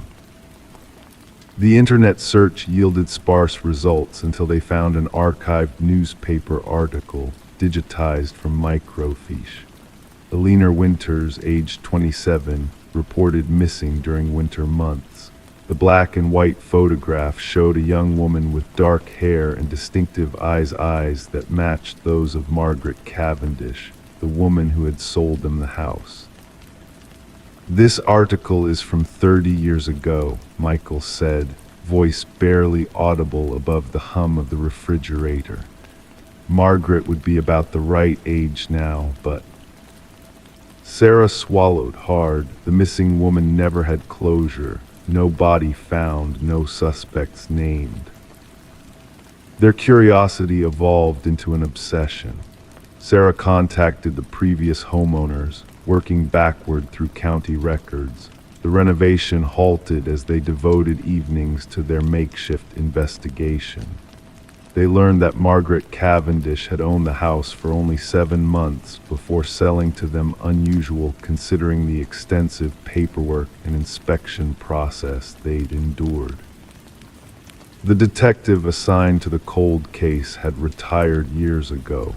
When Michael tracked him down, the man remembered the case immediately. His voice crackled over the speakerphone as he described the investigation. Elena Winters was reported missing by her roommate. No signs of struggle at her apartment. Her car found abandoned near the highway. The case went cold fast, no witnesses, no evidence of foul play, just vanished. Michael hesitated before asking, "Did you ever interview a Margaret Cavendish?" Silence hung heavy on the line. Number name doesn't ring a bell. Why? When they explained their discovery and showed him photos of both women side by side via email, the retired detective promised to make some calls. Within days, a detective from the current force contacted them, requesting permission to examine the wall. Their home became an active investigation scene. Forensics teams carefully documented and removed sections of the wallpaper. Analysis revealed that the ink dated back approximately 30 years. Handwriting experts compared the wall writings to samples of Aliner's handwriting from old journals provided by her family. The results were inconclusive. Meanwhile, Sarah discovered a hidden space beneath the floorboards in the bedroom closet. Inside lay a driver's license belonging to Alina Winters, alongside several other identification cards bearing different names. All featured the same face with subtle variations: hair color, glasses, expressions. The final ID, Margaret Cavendish, matched their home cellar. When police attempted to locate Margaret using the forwarding address she'd provided, they discovered it non-existent. Her phone number no longer worked. The bank account that received their payment had been closed. Margaret Cavendish had disappeared, much like Alina Winters had decades earlier. Then came the revelation that fundamentally altered the investigation. DNA analysis of hair strands recovered from deep within the wall cavity matched Alina Winters, but fingerprints lifted from the writing itself matched another profile entirely, one belonging to a psychiatric patient named Rebecca Eldridge, who had been committed to a mental institution shortly after Alina's disappearance. Rebecca Eldridge had been diagnosed with severe dissociative identity disorder. She had escaped from the institution multiple times over the years. Her medical records revealed something chilling. One of her documented alternate personalities called herself Alina. The investigation uncovered that Rebecca had been Alina's childhood friend, obsessed with her to the point of emulation. When Alina rejected her increasingly disturbing advances, something in Rebecca fractured. She had taken Alina's identity literally and figuratively and created an elaborate web of personalities to maintain the illusion. The scrawled name represented Rebecca's desperate attempt to maintain her grip on reality, to remember who she truly was beneath the assumed identities. The wall had become both confession and prison, a physical manifestation of her fractured psyche. Sarah and Michael watched from their front porch as forensic teams excavated specific sections of their backyard, guided by ground-penetrating radar that had detected anomalies beneath the surface. The cold case had suddenly become very warm.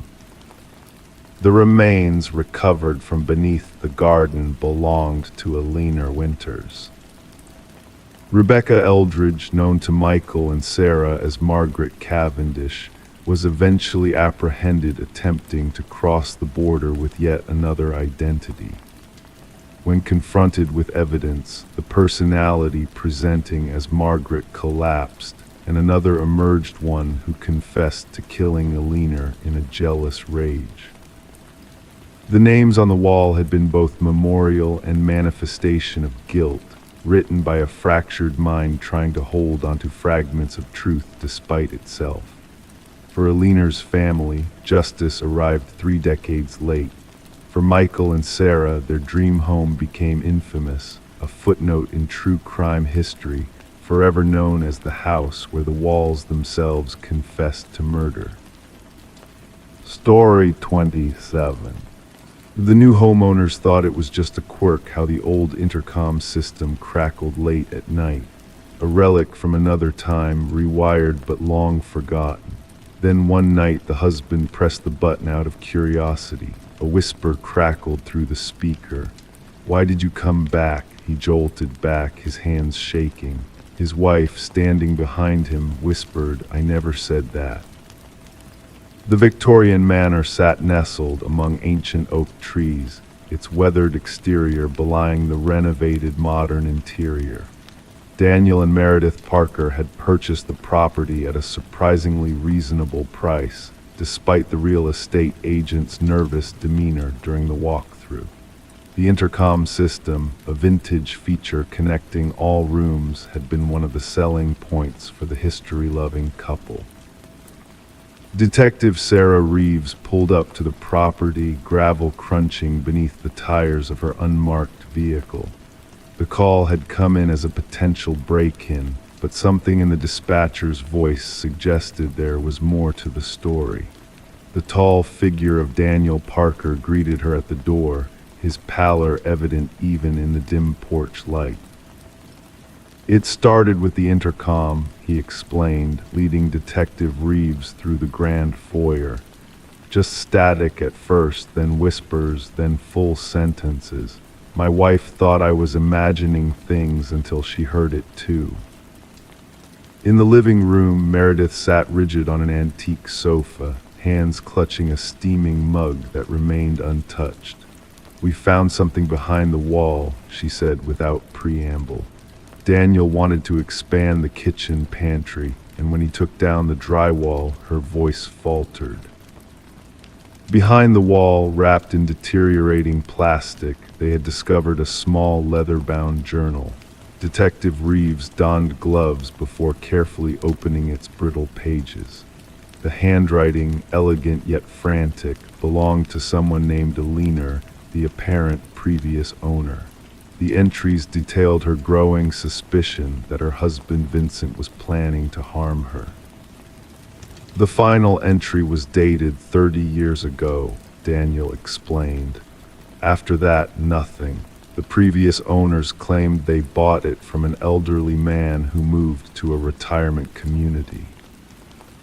The investigation uncovered that Vincent and Alina Blackwood had indeed owned the house. Property records showed Vincent had sold the house shortly after Alina allegedly left him. No divorce was ever filed, no change of address, no financial transactions in Alina's name after the date of the final journal entry.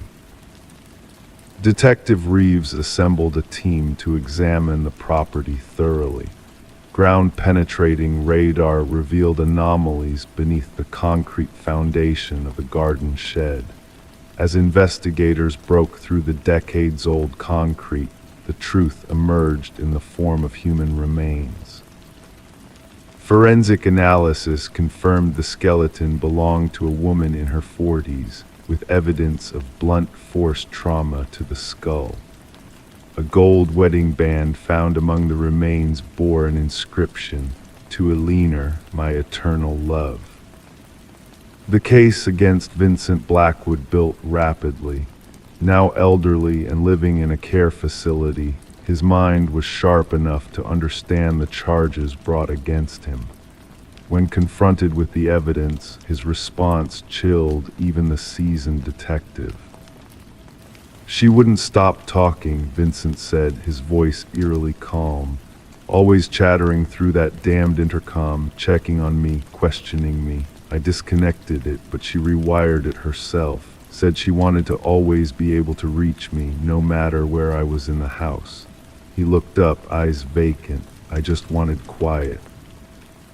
During his confession, Vincent revealed how he had carefully constructed the narrative of Alina abandoning him, even sending postcards to neighbors from various locations, written in forged handwriting. He had lived in the house for years afterward, walking daily over the concrete where his wife lay buried. The trial was brief, with Vincent pleading guilty to murder. The sentencing judge noted the calculated nature of the crime, and the decades of deception that followed. Daniel and Meredith eventually sold the house, unable to remain after learning its dark history. Before leaving, they held a memorial service for Alina in the garden, now restored after the investigation.